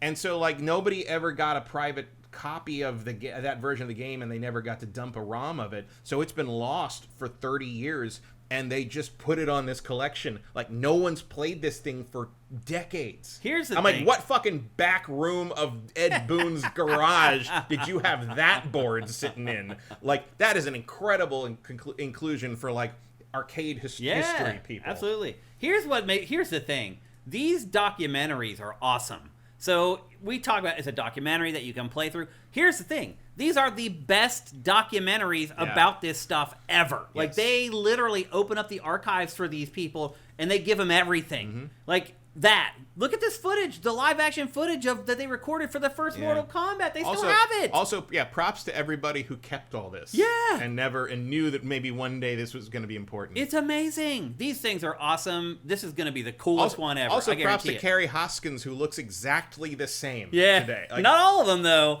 It's pretty awesome seeing the pictures of them when they were like 19. But she like still dresses up as Sonya in the same outfit. And can sell it, and she's like 60 now. Or so. It's that girl's 60? Close to it. Wow. That's amazing. Anyway, maybe not that old, but she's in her 50s for sure. She's older than us. Yeah. Anyway, these things are really freaking cool, like really cool, and I think this is going to be the coolest one. So the Mortal Kombat collection, spelled with a K, Legacy Collection. When is that coming out? Actually, they haven't said, but the leaks say September 30th. September 30th. Okay. Just worth it just for the documentary stuff, I'm sure. Yeah. Like, and again, if you haven't seen their Atari or their Karateka one, check it out. Like that's the same thing. Karateka is the most thorough exploration of a like classic old school game I've ever seen. Like they talk to people who knew Jordan Mechner in school. Yeah. Like it's the level of like detail and thoroughness you would see from like a documentary about a president. Yeah. Like it's better than Icons. Incredible. Yeah. You guys remember that G4 show, which was really good. It's better than No Clip. It is, yeah. It's better than It's better than It's everyone. the best, yeah. And that's why you pay for it. Yeah. Instead of getting it for free. Exactly. That Atari thing, by the way, has been expanded several. They've got like that collection. If you get all the DLC expansions, it's like 130 games now. I know. Yeah, they didn't stop. Including Jaguar stuff. Yeah, it's Jaguar crazy. stuff. Yep. Business has a problem is that the licenses, that stupid icon that gets in the way. Just move the... There we go. Move the mouse. The problem is that the licenses are harder. We saw the Blitz Arcade 1-Up cabinet had some compromises. Yeah, that happens. Yeah. Yep. TKKN Master says, we'll be checking out these documentary games. Have the Tetris one. Looking forward to checking out the others. They're all good. Tekken Master, I think. Yeah, Tekken Master. Yeah, you're right. JJ Forcebreaker, she's still hot AF. She is. She still looks really, really good. Anything else up in here? Congram says, as a huge Mortal Kombat fan, I still feel burnt on Mortal Kombat 1 from a few years ago. Should not have been released in that state. Lost faith with WB at the helm. Yeah. No, I agree. I can understand that. Don't let that stop you from picking this collection up, though. Yeah. Notzerk says, on YouTube says, I honestly don't understand this game. Looks super fun, but I don't get it. I think he's talking about Kirby. Oh. YouTube is hard to figure out what you guys are talking about because your chat, like you guys don't chat as much as the Twitch people, so it's hard to tell if you're talking about what we were just talking about or something was old. Apparently we have ads in the middle of the show on YouTube. Oh yeah, we do. I saw somebody complain about that. So from our perspective, you can set it for 3 settings: low ads, medium ads, big ads, and I just left it default medium ads. And people are saying that the ads are just ridiculous. Yeah, they are. I mean, not on us, on everything. Yeah. Like I watch stuff because I generally watch stuff on my computer and it's my desktop, and I have several blockers on that, and it's fine. But then sometimes I watch stuff like on my phone in bed, and I'm like, there are ads every 2 fucking minutes. Really? Like it's that bad? I'm talking like a 20-minute video, and like every 2.5 minutes. Like, I can't get through I'm watching, like, a playthrough of a board game, and it won't get through 1 turn before I gotta watch 2 more ads for, like, Waymo and some fucking food delivery service. It's crazy. YouTube, and the whole reason is to make you pay for YouTube Premium, which is no ads. I mean, that's why they just run ads like crazy, period. They're creating a problem to justify their paid solution. That's what it is. It's terrible. It is. Swan Senpai says, I went to Gamescom last year. The amount of JCBs, tractors, and giant trucks all advertising sim games never really gets talked about. Construction is big in the EU. Interesting. Cinetyke says YouTube on the phone or tablet is unusable. It kind of is. 100%. Absolutely. Nexus says the stream have ads running in the middle of the show popping up every once in a while. Kind of ruins experience since it's live and we keep missing the discussion. So yeah, that is terrible. So you miss the discussion. It doesn't pause it and then pick it up. It just covers it with geez. It's awful. It's awful. Well, one thing I will say is that since we started streaming on YouTube, the views of our show on YouTube have fallen pretty significantly. So that's revenue that we're losing, that we're trying to make back on the live stream, but it sounds like it's maybe too extreme because you definitely aren't watching an ad every 2 minutes watching the archive on YouTube. No. For sure not. Hopefully. And my goal, obviously, is to get this show to the same rate of ads as you would get if you watched it on the archive instead of watching it live. So I'm going to fiddle with that stuff. I hear you guys. If you guys ever have issues with stuff like this, just let us know. I mean, because we don't know or we can't do anything until we do know. So I did see. And sometimes YouTube does weird stuff with that. And I follow a bunch of channels, and sometimes ads pop up on them, and people say in the comments like there's ads everywhere, and they'll be like, some of these channels are like, we set this to 0 ads because we're totally Patreon funded, and YouTube just resets our settings and puts ads on them and changes how our ads work anyway. So they got it. So yeah, unless you tell your your favorite YouTube channel that's happening, they may not know. They may not have done that Believe me, I would never set it up so you guys have to watch a freaking ad every 2 minutes. I would never do that. Emperor Dread, thank you for Twitch Prime, by the way.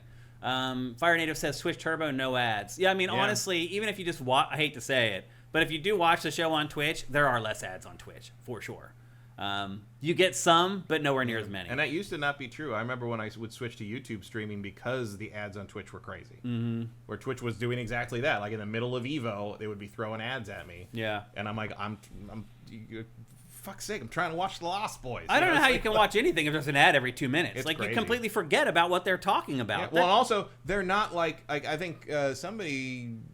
They scrolled off, but maybe it was Cinetyke, I don't remember. But somebody was saying, like, yeah, I put a YouTube video on to fall asleep to the other night, and I'm minute and 30 in, there's a bunch of ads. And I'll tell you this much, because I do that too, the ads are not audio balanced to the video you're watching. No, so a couple times I've like started to fall asleep, and all of a sudden it's like, you're like, what the fuck?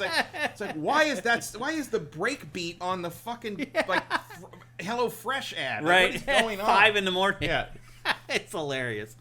So anyway, well, there you go. That is Gamescom 2025. Between last week talking about Keighley's big press event and then kind of wrapping things up from this week, we're kind of through the whole event. What were kind of your takeaways from Gamescom in general from this year? Anything that kind of struck you? No. Yeah. I feel the same way.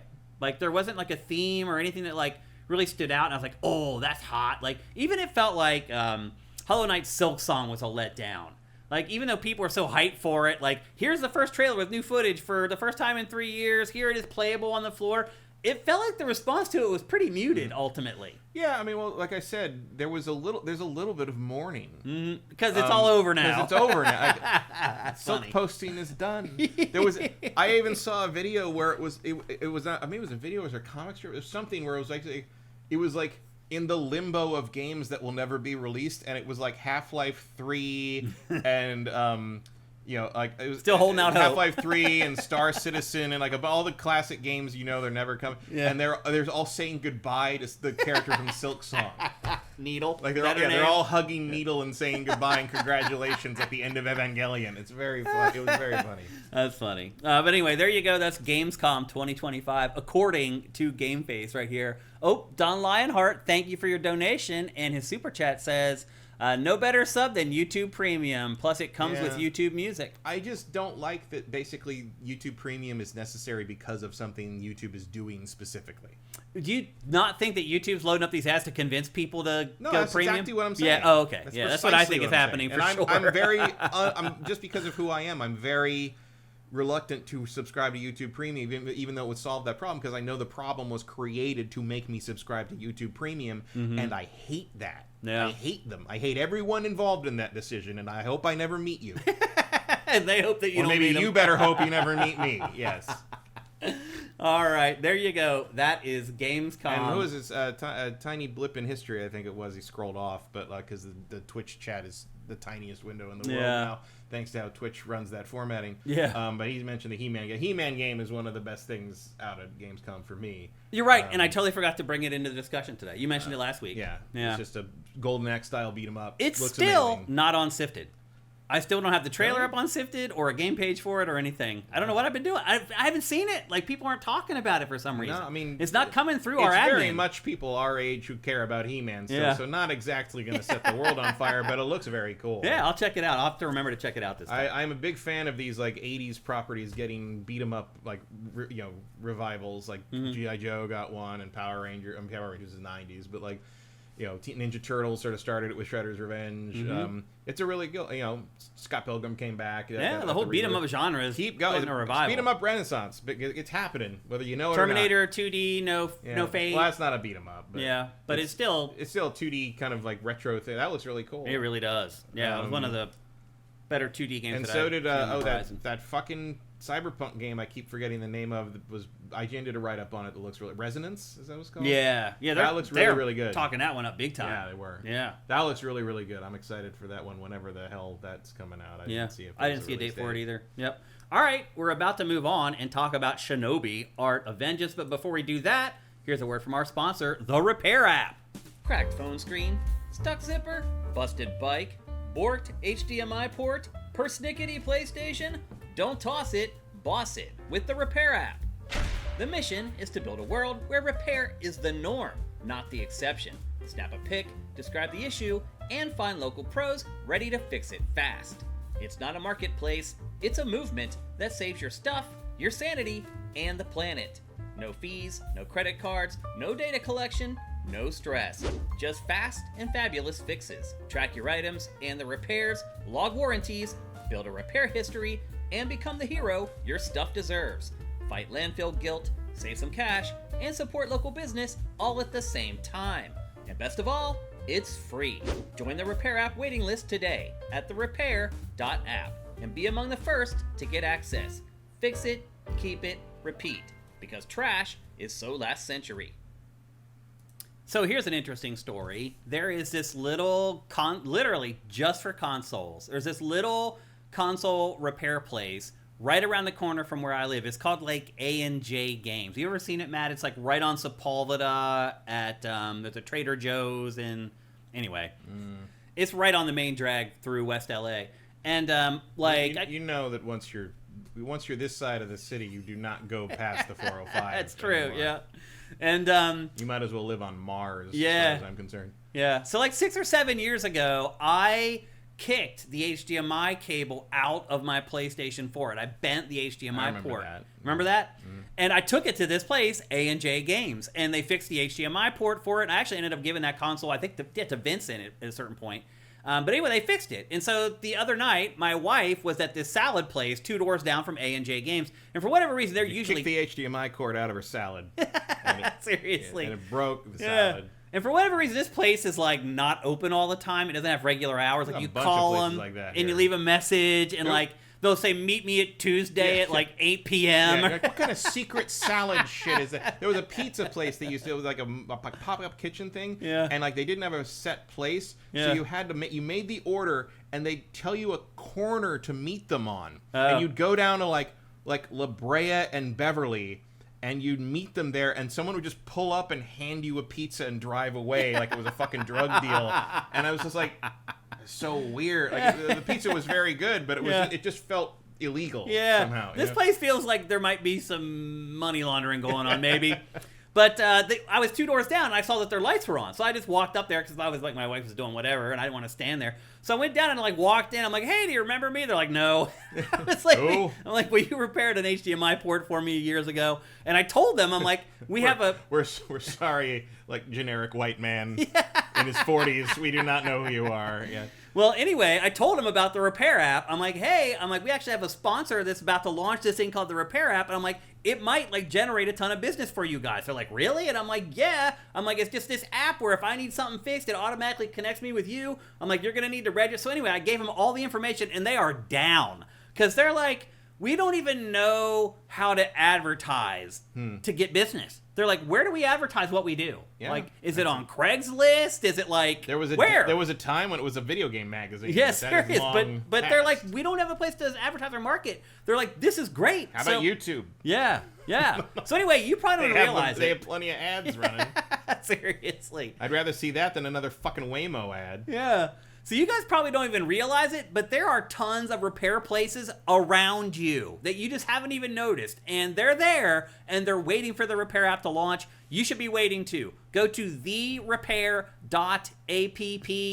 Give them your email address. When everything's lined up and ready to go and the app's ready to launch, you'll get an alert. You'll be able to go and download the app, and you'll start being able to get your stuff repaired and fixed instead of replacing it, which is great for everybody. It's great for the environment. It's great for you. It saves you money. It makes money into your local economy. It's all good. Go to therepair.app, sign up, and get ready.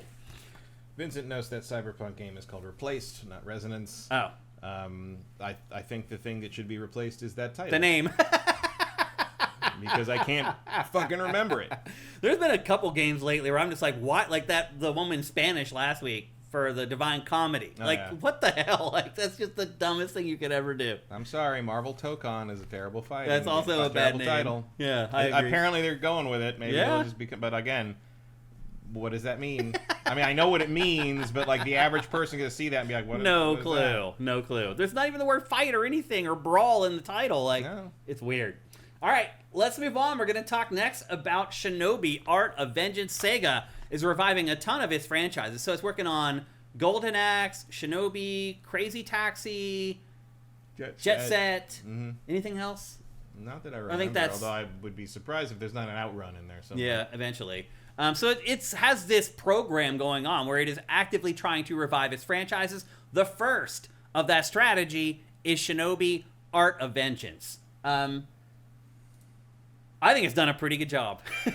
Yeah, I mean, I think it's done a pretty good job reinventing this for a modern into audience. a new thing. Like, Yeah. because there is almost nothing in this that is Shinobi. Yeah. It is, Shinobi is a side-scrolling action platformer where you shoot ninja stars at enemies and occasionally send a dog after them. Yeah.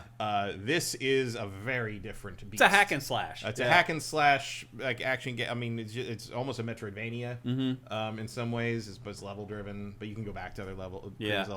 But it has kind of learned this ability, use it later on. It's gated in a way, and that makes going back to the previous levels worth it because now you can get places you couldn't before. Yeah. So it's not a continuous world, but it does have that flavor to it, which Shinobi generally doesn't have. But they've reinvented Shinobi before. The PS2 games are nothing like any of the other Shinobi games that exist. They're some of the hardest games I ever played. Hard. I mean, literally some of the hardest games ever. I mean, we both know Miguel. Yeah. Who was at Tech TV at the time, and we just handed them to him. He mastered them. He could do top ranks. He got top ranks on everything in Shinobi and Nightshade. Like, I've never known anyone better. He's the only person at work that could do it. Yeah, and he'd do it, and you just watch him like do all this shit, and I was like, let me try, and it's like they just fall off. Something. Yeah. It's like no, it's not easy. Like, he makes it look easy, but it's not easy. I do feel like those games kind of killed the Shinobi franchise. It was like they're great, but they were not mass appeal, and that was sort of the end of that for a long time. Yeah. But also, Shinobi's never really been super popular. I love Shinobi. Like, Shinobi is one of my favorite series of all time. So you're probably bummed about this game then. I like it. Oh, you do like it? Yeah, I do like it. I just it's a good hack and slash. Don't really think, but it's not Shinobi. No, it's not really Shinobi. As a matter of fact, I feel like this is a better Ninja Gaiden game than the new Ninja Gaiden game. Yeah, I mean, this is what people are going to do. They're going to compare this game and Ninja Gaiden Ragebound. To Ragebound, yeah. And I think this does what in your head you think of as Ninja Gaiden better than Ninja Gaiden. I agree. Yeah, I mean that would have made more sense. Ragebound would have made more sense for Shinobi. Yeah, it really would have. Yeah, it would. I think you're right. I mean, it doesn't really make sense for either, but it makes more sense for Shinobi. Yeah. And in this one, Joe is the head of a school for young ninjas, and he's got the whole domestic thing going on with the wife, the pregnant wife. Yeah, I would never have thought Joe Musashi had a pregnant wife at home, but here's we've got to change. The multiverse is vast and infinite, so no, I actually like this quite a bit. It's just a very different take on Shinobi. And that's fine. There's nothing wrong with that. It's just a long way from those original games. Although there's references to things, there's recognizable moments in it. It's just they tried. And honestly, this is probably more likely to be a successful game today than a very faithful Shinobi update. Where you're throwing ninja stars the whole time. It's just a little too simple now. Although, if you want to, I don't know, laugh and be frustrated, go look up Matt McMuscles if you've ever watched his channel. I haven't, actually. He's a lot of fun. He does retro stuff and a lot of fighting game stuff. Uh-huh. He has an ongoing series called The Worst Fighting Game where he tries to find the worst fighting game ever made. And War Gods, is that on there? Oh, it is on there, but it's not like near the top. I think his top one currently is Pit Fighter. Oh, really? Which he thought was terrible. Because it's not interesting. Really, it's almost a proto fighter, right? Yeah. That one's almost more of a beat 'em up. But I spent a lot of money on that game in the arcade because it looks so weird. He had Rise of the Robots up there for a long time. I mean, he's gone through all the great Tattoo Assassins, all the great terrible ones. But he just put up a playthrough. He has a playthrough series called Flophouse Plays, and he put up one for Shadow Dancer, which he'd never played before. And watching this man, who is about my age and presumably has played a lot of classic games, I've seen him just not understand how Shadow Dancer works was one of the funniest and most annoying things I've ever seen. He was so incensed that they were one-hit deaths. Yeah. That he's like, what the fuck? I'm like, bro, they want your quarter. Yeah, I don't know what to tell you. An arcade game.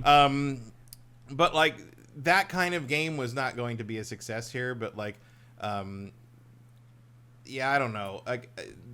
I tried to blank my mind before I played the demo. I haven't played the full game of this. It's not out yet, but I played the demo, which is the first level. And I really tried to kind of blank my mind of Shinobi expectations as a fan from literally day one. I remember seeing the Shinobi arcade machine come in the first day at the local arcade, and I was just like, what's this Rolling Thunder ripoff? Nah. Like, that was my initial response to Shinobi, because Rolling Thunder came first. Right. And then I played it, and I'm like, oh, this is better than Rolling Thunder. It's like, yeah. This is a pretty rote action game, though, as far as like its design and things like that. There's nothing that really stands out about it. Yeah, I think the thing that stands out most is the execution move, which is weird because it's both too powerful and too hard to make happen, and you don't really need it. Yeah. Like it's a weird thing where it's like, oh, that's really strong, but also I really only do it when it happens to occur. Yeah. I don't really need to kind of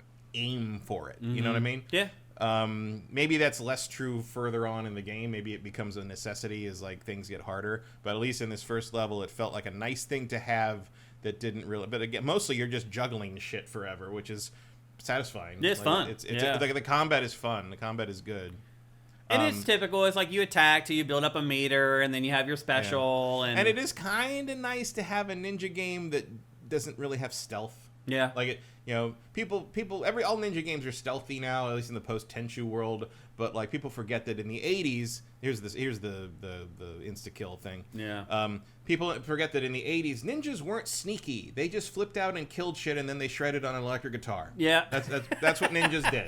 That's true. And sometimes it's nice to see a game that remembers that. Yeah. There's no electric guitars in this, but I bet he would if he could. Yeah. What I like about this game he wouldn't talk when he did it. Is how diverse it is. Like, every level looks completely different from the one before. And that is very Shinobi. It is very Shinobi. It is also very old school video game. Yeah. And that is something that I like, that I feel like games are missing these days. Yeah. I got a little bit of a taste of that Also with Donkey Kong Bonanza. Also something the original Xbox Ninja Gaiden got right. Yeah. Because that was one of the things it did, was like, oh, okay, we're in a ninja It did village. replicate that. And now you're on a blimp. Yeah. Fuck you. It's just, and now you're in a field of flowers. fighting a fat man with a laser for an arm. Yeah. Like, what's going on? Yeah. You're not in medieval Japan. Yeah. Everybody's got a machine gun. Like that's also Shinobi. It is. Like that's great. Yeah. Like I'm into that. Yeah. And then there's, again, it's very rote, very typical. You earn money, you have a store where you go and you buy stuff, you can level up your abilities. You've seen all this before. Yeah, there's very simple skill trees, but the game feels great to play. I think this aggregate review score for this is almost a 9 right now. Yeah. Like, scores for this have been sky high. And I do think maybe those are a little generous. It probably is, but it's also kind of nice to see a game like this get recognized for top-tier execution. Yeah. Like, no it's pun also intended. Interesting to me how big publishers now have started kind of jumping on, let's do this mid-tier indie thing. It's like we were talking earlier about how games, taking less to make. Like, it feels like publishers are already kind of doing that. And also of all the publishers that know that, Sega's one of them. Sega's ahead of the curve on that. It really is. I mean, they announced this initiative to make these, retro kind of versions of their retro games like 2 years ago. Yeah. And here we are. And they're putting these out when everyone else is at Gamescom talking about, like, maybe we should figure this out. That's funny. So I think Sega kind of saw the writing on the wall before just about anybody except maybe Capcom and Nintendo. But a lot of publishers are doing this now. They have these little indie games that they put out, kind of interspersed between their bigger games. Ubisoft just put out Rogue Prince of Persia. Yeah, hopefully this does better than that. Yeah. Or better than Prince of Persia, the other one that kind of bombed. How do you feel about it? Rogue something? That's what I was just talking about, Rogue Prince of Persia. But I mean, not that one. Assassin's Creed, bro? No, the other one that was like a year and a half ago. The one with the two swords guy. That was more of a Metro the 2.2.5D game. Yeah. Yeah. Prince of Persia. Why can't I remember the name of that? I can't remember the subtitle either. I know what you're talking about. It bombed. But it was great. It was really good. Yeah. So maybe the best Prince of Persia. Right. So you're seeing that from a lot of big publishers. Yeah. They're working on these smaller games now. Lost Crown. That's it. Thanks, to Vincent. kind of augment their lineups in between their big games. And so, again, I feel like a lot of the people coming out of Gamescom, it's like, are you paying attention? Because this stuff is happening already. Yeah, are you watching closely? Yeah. Like Sega's doing a magic trick and y'all don't really seem to know it's happening. Seriously. Now, would you prefer if we got a 3D Shinobi instead of this 2D thing? No. I mean, I think Shinobi works best in 2D. I wouldn't mind seeing remasters of the PS2 games. Like, I think those games should not be lost to, especially to now history. that people are more open to challenging games. I feel like with at least, maybe with a couple tweaks, maybe not, I feel like the From Software crowd would really like those games. That's what I'm getting at. The people that like those games will love those old Shinobis. I mean, it's a very different approach, but I thought of the Shinobi games, the PS2 Shinobi games, several times playing Sekiro. I feel like there's I feel like there would be a market to discover those now. Yeah. And I mean, but in terms of like new games, no, I think Shinobi has always worked best as a 2D side scroller of some shape or form. I would love to see a Shinobi collection. I'd love to see that, especially if it includes the Game Gear games. The first Game Gear game is one of my favorite games of all time. I used to be able to beat that game without being hit. Wow, that's amazing. I got to the point where I played that game so much I would just turn it off and turn it back on if I got hit. Wow. And I played that because that hit the Virtual Console a while back, and I played it, and I can still do it without dying, but I can't do it without being hit. Yeah. Again, I don't remember it that well. That's still amazing that you can do it without dying. Yeah. That's great. But what I think, if you're talking about ninja games 3D, I would like to see somebody attempt a Tenchu again. But Shinobi, I'm happy to remain in 2D, especially because I just feel like the art works best in 2D. I mean, I know Shinobi is a 2D franchise. Yeah. So to me, that makes perfect sense. It's been a 2D franchise forever, except for those two PS2 games. Yeah. So we don't talk about Shinobi Legions, which was 2D on the Saturn, but it was all live action video pasted together into that weird but for me, an old thing. schooler, Shinobi's a 2D franchise. Yeah. 100%. So I'm not so pissed off about this franchise being 2D instead of 3D, but there are others that I would be pissed off if they sort of take the easier quote unquote route. Yeah, well, I wouldn't like to see a 2D side-scrolling Outrun, right? Well, or Jet Set Radio or something. Although that would be kind of awesome, Jet Set. That would be an interesting experiment. It would be like an endless runner kind of. Maybe I wouldn't mind seeing levels like that in the Jet Set game. Yeah. I think. I mean, especially if you're going to go try to appeal to like the retro stuff, just keep it keep it in whatever it was at the time. Keep it or at least the thing that you remember the most. Like, don't try to make a 3D action RPG out of Golden Axe. Just make a fucking beat 'em up. And it can be 3D. You can make if you want, but again, if you're gonna do that, you better make that 3D look real good. Like because I think if you're gonna do Golden Axe, it needs art like this. Yeah. It needs to. I mean, not exactly the same as this, but like it should be of the same kind of level of clarity and quality, or like maybe like a Vanillaware style thing. Which again, Dragon's Crown reminds me of Golden Axe more than the recent Golden Axe stuff has. You don't mess with the formula too much. Make sure people recognize it. Make a thing that reminds me of the old thing, but gives me some new stuff or gives me a different twist on it, which I think this one does. I'm also curious too, like, what was the market for this game? Do you think Sega was like, we want people like Matt and Shane? Or do you think it's like we want a new audience and younger players to resonate with this? I think it's both. Yeah. I think they want people like us to pay attention to it and try it because it's called Shinobi, and they want people who are younger and don't know Shinobi to try it because it looks like a cool indie game. Yeah. It looks like a high skill ceiling, or it's how they're showing it here. It looks like a high skill ceiling 2D combat game, and I mean that's basically what it is. It is. Yeah. I mean, so yeah, I think they're trying to appeal to both audiences without like alienating either one. And for the most part, it feels like they have in theory done that. We'll have to see how this sells. I would argue. I feel like they did the absolute best they could here. I agree with you because I think arguably making cheaper games is the way to reach younger people instead of trying to make them pay $80, $70 for a game. This game is $30. And that, to me, if you're trying to attract younger players, that's what you need to do. Yeah. Because they're playing either free games or games that cost $10, $20. And this looks really cool. And coincidentally, it's coming out right as the K-pop Demon Hunters thing is blowing up. Yeah. And I know this is not Korean, but like it has some things in common here. Like you're fighting demons and you look really cool, and you've got this ninja thing going. I mean, that's it's modern day stuff. I mean, the accidental synergy here is pretty good. It is. Yep.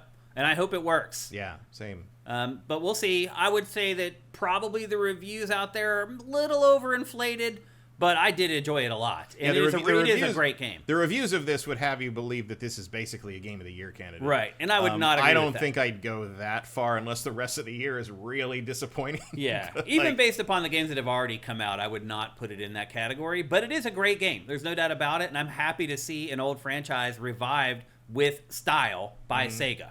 And hopefully other publishers. Maybe I will agree with them more as I play more of it, because obviously I haven't played a ton. Yeah. If you only played the demo, you're just scratching the surface on it. But I have played more of it, and it does.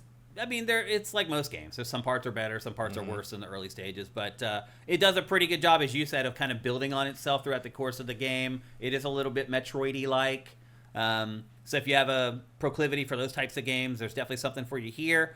But I think for the most part, if you're watching this B-roll, what you're seeing is what you're getting with this game. And I think, it does have an opportunity to appeal to both older folks like us and some of the younger players, because the barrier to entry is pretty low and it looks really cool. So yeah, that's Shinobi Art of Vengeance. It's available for PC, PlayStation, Xbox, and Switch. It is $30, so it is cheaper. I don't know if I want to see Sega do this with all its old properties, but I think for this one, it worked perfectly. Yeah, there's a lot of their old properties would be appropriate for this. Yeah. Yep. So, but please don't waste my time with an Alex Kidd game. They're making a new Bubsy game, Matt. Yeah, that doesn't you make a new Bubsy game. Mean we all gonna make mistakes. Everything's on the table at that point. We've got a Croc collection. Are you kidding? Let's check in with you guys and see if Shinobi is striking your fancy. Ed Rock says, I wish Nintendo would make games like this with their properties like Kid Icarus, Punch-Out, Star Tropics, and so on. Yeah. I mean, I wish a lot of publishers would do this. And it does feel like a lot more are. They're starting to figure it out that, like, hey, these kids don't have a lot of money, but they still want to play games. Maybe we can supply them with something based upon our IP that maybe resonates with them more than people like Matt and Shane.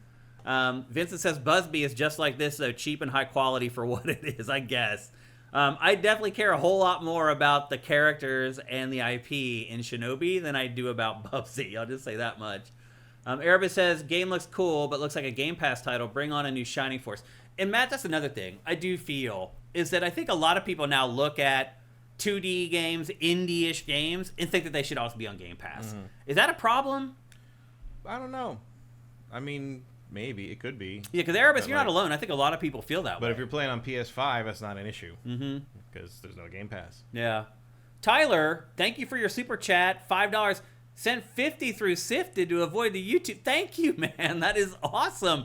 And you dropped another $5 here in the super chat. He says, enjoy your time off. I will. PS YouTube Premium is so worth it. Okay. And I'll give you a like for that because you deserve it. Thanks, Tyler. That's awesome, man. Dazzle369, the music in Revenge of Shinobi was the only thing that mattered, just like Streets of Rage. Both Yuzo Koshiro games, one of the greatest composers in the history of video games. Yeah. Still working today. Just did the music for, what is that? It's a shmup, a shoot 'em up that just came out. Eartheon, I think it's called. Very Thunder Force Gradius style game. Oh.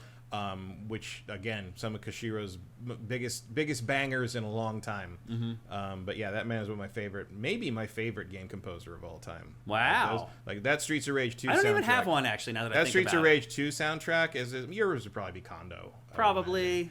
But Yuzo Koshiro is to me like that crunchy. I mean, ironically enough, because you're the electronica guy, like the electronica influences on his stuff on the Genesis, because the Genesis sound chip could do like two things well, and one of them was that weird crunchy like Eurobeat thing. Right. Yeah. That's funny. Like that's and then he turns around and goes to the Super Nintendo and does the ActRaiser soundtrack, which is basically orchestral. Yeah. And that's amazing. And I didn't know this until they did the remake, but all the character designs in that game were done by his sister. Wow. Like Ayane. All in the family. Koshiro, I have a signed little portrait of the ActRaiser character. Wow. It's like he is amazing. He's also very funny on social media if you follow him. But yeah, Yuzo Koshiro, I will always shout that man out for Streets of Rage and Revenge of Shinobi, some of the most iconic games of game music of that era. Akira Yamaoka is one of my favorites. Yamaoka's great. Mitsuda is another one of my favorites. He did Chrono Trigger and Xenogears, and I hate Xenogears, but that soundtrack is one of the best of all time. Yeah. Again, that period where like music in games is what told you how to feel because they couldn't emote or really present anything like otherwise. Mm-hmm. Like that's a very special time. Yeah. Once you got voice acting and everything, that sort of went away in a little bit. Yeah. And very few companies kept that sort of music focused thing alive. I think Square did.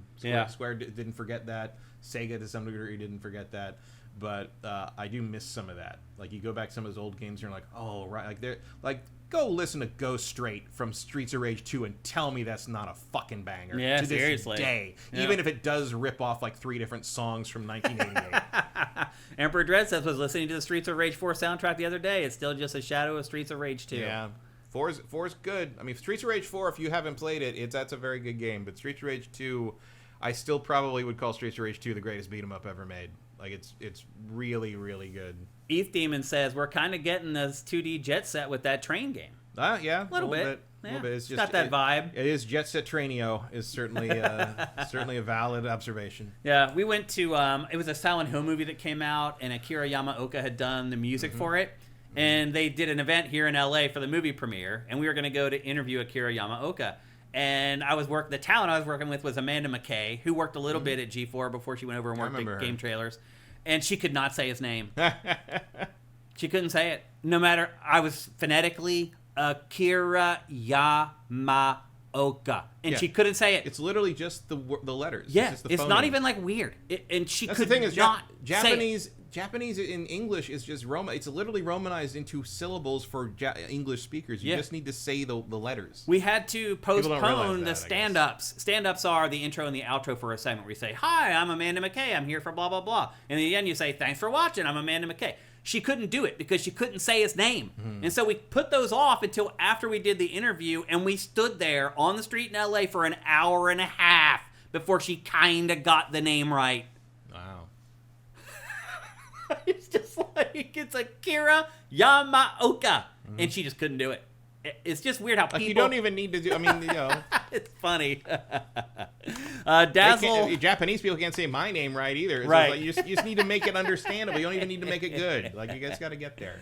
Dazzle369 on YouTube says, Zelda music is excellent. The Nintendo Music app is making it all available as a dream come true. Yeah. I mean, Kondo is Nintendo's He's really guy. good. I do remember one time I can't remember. I wish I remembered his name, but I was interviewing him for Epic Mickey. And we worked with Hans. He was one of Hans Zimmer's guys. Like when you hire Hans Zimmer to compose stuff, he's one of the people that actually composes it. He does the work. But he was a video game music fan. Like one of the reasons he got into music is video game music. And I asked him about what's your favorite thing? He's like, oh, the World 1-1 Super Mario Brothers theme. Yeah. And I said, okay. So as a music person, as someone with he had like a crazy degree, like a master's in music. I mean, it was very, very educated and expert in all this stuff. Obviously, worked for Hans Zimmer, you had to be. And I'm like, okay, is that song really is it a great song, or do we just love it because we played those games? And he's like, no, that song is an amazing song, and it's a ragtime take on like it's one of the hardest songs to play because like he's like the most amazing thing about like the old like 8 and 16-bit music is because it was electronic. No thought was ever given to how hard it would be to play on like an instrument. Right. So he's like, it's like if you can play that Mario thing, and you can see this that one guy who he's a ragtime pianist and he can play anything on site. Like you put street music in front of him and he'll just play by it. ear. Yeah. And this one guy started bringing video game music to him. He brought the Super Mario Brothers theme, and he was like, and he couldn't do it. He did do it, but he's like, this is really crazy. Like, wow. He got through it, but you could tell he's like, and then he stopped and he's like, I'm gonna do that again, because it was like such an interesting piece. What Kondo was making in those days really is like not just good and fun to listen to music. It's really interesting composition. Yeah. And I don't know anything about music really, but all the music people I know, like they always call him out as like he was doing some shit stuff that no one else was doing at the time. Yeah. So, and I think there's a reason we're humming those songs 40 years later. Yeah, absolutely. All right, well, there you go. That is Shinobi Art of Vengeance. Again, it's available for PC, PS5, Xbox, and actually PS5, PS4, Xbox Series, Xbox One, Switch, and Switch 2. Just about everything. So literally everything. And again, it's $30, and I think you won't be disappointed if you pick it up at that price point. If that footage looks cool to you, that's the game. They're not lying. That is the game. Yeah. All right. And then just flip out and kill people over and over and over and over. All right, let's move on. Next, we're going to start going through, and here's one of the funnest things for me personally about big conventions, is that inevitably there's a bunch of demos that are released during the convention, and then once it's over, you can go and pick up those demos and try to play them and check out all the games, and that's exactly what I did. And here's another thing I will say to you, and I've mentioned this before. If you are ever in a place where you're like, I don't have any money, I can't really afford to buy a game right now, I'm tired of playing the games that I got, I want to play something new, just go to the early access channel on SIFTD. And I'm just telling you, you go there, you're going to find enough free, cool stuff to play for that entire week. Just using that channel on SIFTD, it'll tip you off to all the games that just went into early access, all the games that just got free demos that you can play. Use it. If you don't use anything on SIFTD, just go to SIFTD and bookmark that channel and check it every week or two, and you will have free games to play that are great until the end of time. And that's exactly what I did. After Gamescom, I went to our early access channel and I just started looking at all the demos that were released during Gamescom, and I started playing them. And that's what we're going to do right now, is we're going to talk about some of those briefly. I'm going to spend maybe 10 minutes on each game. I played like 3 of them. And there's probably like 7 or 8 big demos that came out over the last week. I kind of picked the 3 that I was interested in. The first one we're going to talk about is Towa and the Guardians of the Sacred Tree. This game is basically a Hades clone. It is an isometric roguelite action RPG, and it really is like a Hades clone. It has almost... That is a bold game to clone. It is. And this game does a really good job of it, honestly. It still manages to have its own twists. I respect a dev that like tries to do the best of the best. Yes, and I'll say this. I enjoyed this every bit as much as I've enjoyed Hades 2 so far. Like, they've done a really good job on this game. I'm very impressed with it. Now, the plot in this game is, it's kind of convoluted. Like, you live in this village, and you have this mystical woman who oversees your village or whatever. It lives in harmony for eons until one day the corruption comes, and your guardian isn't powerful enough to fight off the corruption, and so you tag these 8 people from your village to be like this super team, basically, to help fight against the corruption. The leader of the village, this girl named Towa, she thinks she's going to be the one that defends the village, but as luck would have it, she performs this ritual with the 8 people that she selected to defend the village, and it sends those 8 people into some other dimension. And so it becomes this thing where Towa, the leader of the village, has to go to this other dimension where she basically hires these 8 people to go and do the fighting for her. And what makes this game different from Hades is that you control 2 characters at once. And you really control one, and the other kind of tags along. But as you play the game, you start to understand what that other character is going to do. And you do have some control over when they fire off their spells or whatever. So if you look at the bottom right there, those L2 and R2, one of those is the special attack of the character that you're controlling directly, and the other one is a special attack of the character that's kind of tethered to you. And when you pick the 2 characters, you pick one that's going to be a primary sword fighter, and the other one that's going to be a magic caster or a support character, so to speak. And the thing is that like each of those 8 characters work for both. Each one of them has a weapon that they can use for melee, and each one also casts magic spells. And mixing and matching those 2 characters together, figuring out which characters kind of fit together like puzzle pieces and kind of complement each other, that's a big part of the game. Like, I would play like one run with a pair, and I just get my ass kicked. Next run with a different pair, I'd make it 20 screens further or whatever. And for those of you who don't know how this game works, if you haven't played Hades, basically how it works is you have a hub where you can go, and there's a blacksmith there where you can level up your weapons. There's another person there where you can go and level up your spells or whatever. And you just hang out there and like level up. Then when you're ready to go out on your run, you go to these gates. And it really does shamelessly kind of rip off Hades in that like the gates give you hints at what's behind them. Like, there'll be an icon, and it'll be like a heart. It's like, oh, if you go through this one, you're probably going to be able to restore your health. If you go through this one, you're going to be able to restore your armor or whatever. Again, it apes that directly from Hades. And so you basically fight room by room, and there's these little gates in between each one. And the objective is to just kill everything in the room. That's pretty much your only objective every time. And then after you kill it, you get like a little token thing that helps you improve your characters. So it is very much like Hades. You're rewarded with buffs that increase your attack damage, increase your defensive resistance, increases your run speed, the speed that you can cast spells, all that kind of stuff. So as you clean each room, you get an upgrade to your character. You go to the next room, which is a little more challenging, but you've also improved your characters, so you have a better chance of surviving that room. Rinse and repeat into infinity until you get to the end of the game. That's how these games work. If you die, you start all over again. Just like any other roguelite, you go back to the base. You do earn stuff, so the stuff that you earned while you played through it, you do keep. So when you go back to the village, you can still improve your character even if you die, because you're going to die. Either you die or you finish the game. Those are the two options. So this game does a good job of giving you stuff that when you go back to the base after you lose to help build your character up, so you can go back and go through the run again and hopefully make it through in a couple extra rooms that you couldn't make it through before. Now, one thing I will say about this demo is this is the first boss, which isn't too tough to defeat. Later on, they give you a second boss, and I think it's impossible to beat the boss. I think that's just where they're trying to end the demo. I actually didn't go online to see if anybody else was able to beat it. I never got that boss below half health, and being real careful. So I feel like the second boss in this demo, they just made him intentionally like impossible to defeat or whatever. So that's the basic gist of the game. Again, if you have played Hades, then you know exactly what to expect here. But again, the difference here is that you're fighting alongside another character that comes along with you, and you do have some control over it. I think there's also going to be an online co-op mode where the other character can be controlled by another human player. I never managed to get any matchmaking to work in this demo. I ended up playing it all by myself pretty much. So, but that's the basic gist of the game. It's a roguelite. You play through the levels over and over and over again, hoping you can get further on each run. It rewards you with each run so that you can level up your characters to make it possible that you can get further, and that's pretty much how it works. I would say that, like, there's not a lot that's original about this game other than the fact that you have the two characters.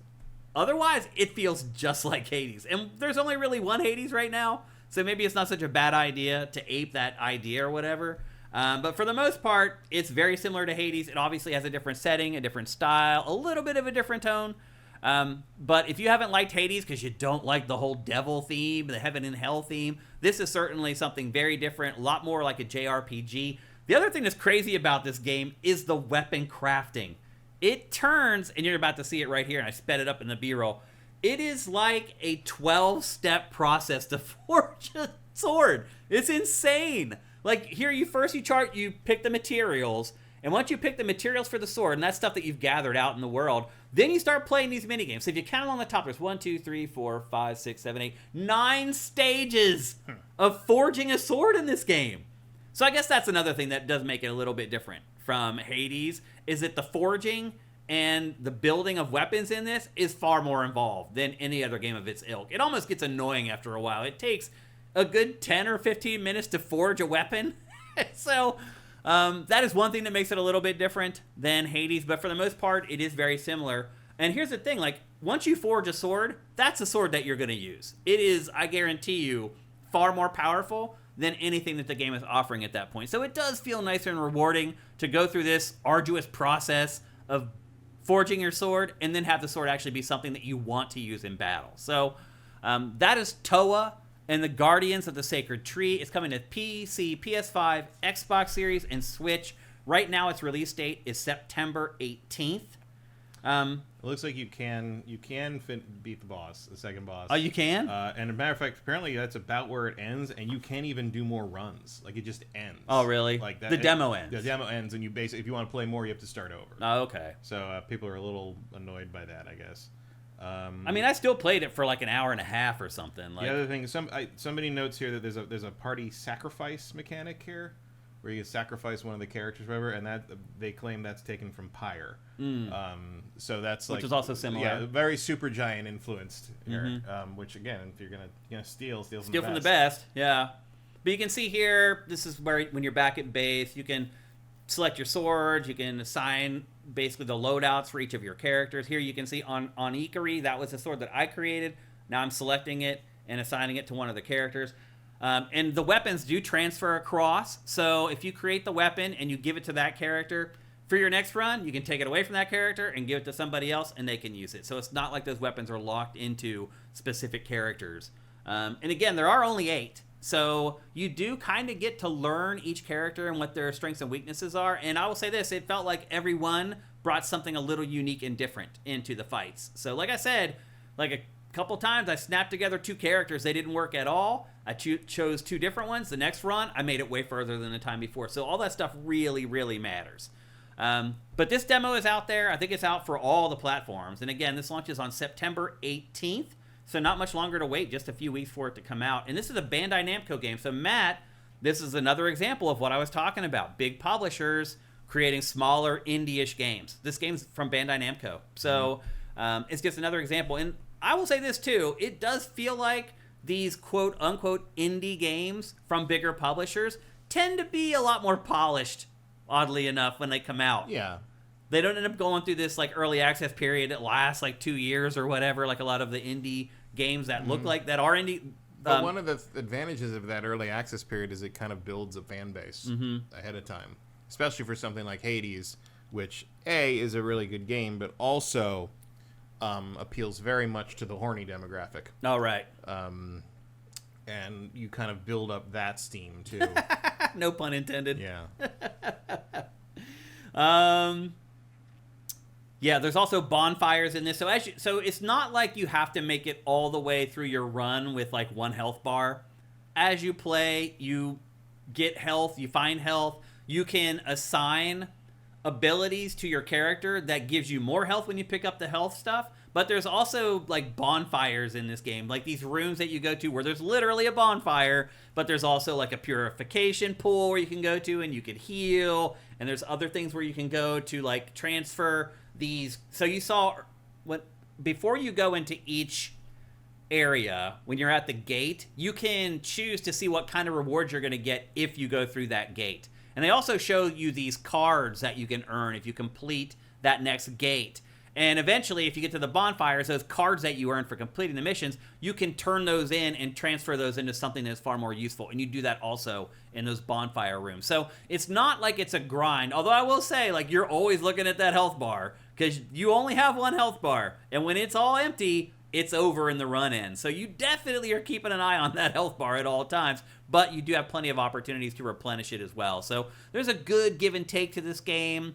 It never felt like evil or dark to me. A big part of being good at the actual gameplay is learning your spells and like kind of what their trajectory is. Like, for example, like I'm the lead character doing this big yellow attack that like emanates out, but she does the water spell that goes in a line. So you have to make sure that before you fire that off, she's facing a direction of enemies and the enemies are all lined up. And again, that's something if you played Hades, you're very familiar with, but a lot of people have not played these games, so I'm kind of explaining it. But so also here you go. You just finished that room, and then you get to choose like which upgrade you want for your character from the 4 different options or whatever. And a lot of that depends on what kind of a build you're building. Do you want more speed? Do you want more health recovery? All that different stuff you can choose and kind of create the build that you want to hopefully get you further through the run than you did the time before. And that's pretty much the whole premise of it. Again, it's pretty much just Hades with a different coat of paint and a different plot, and the ability to control 2 characters at once instead of 1.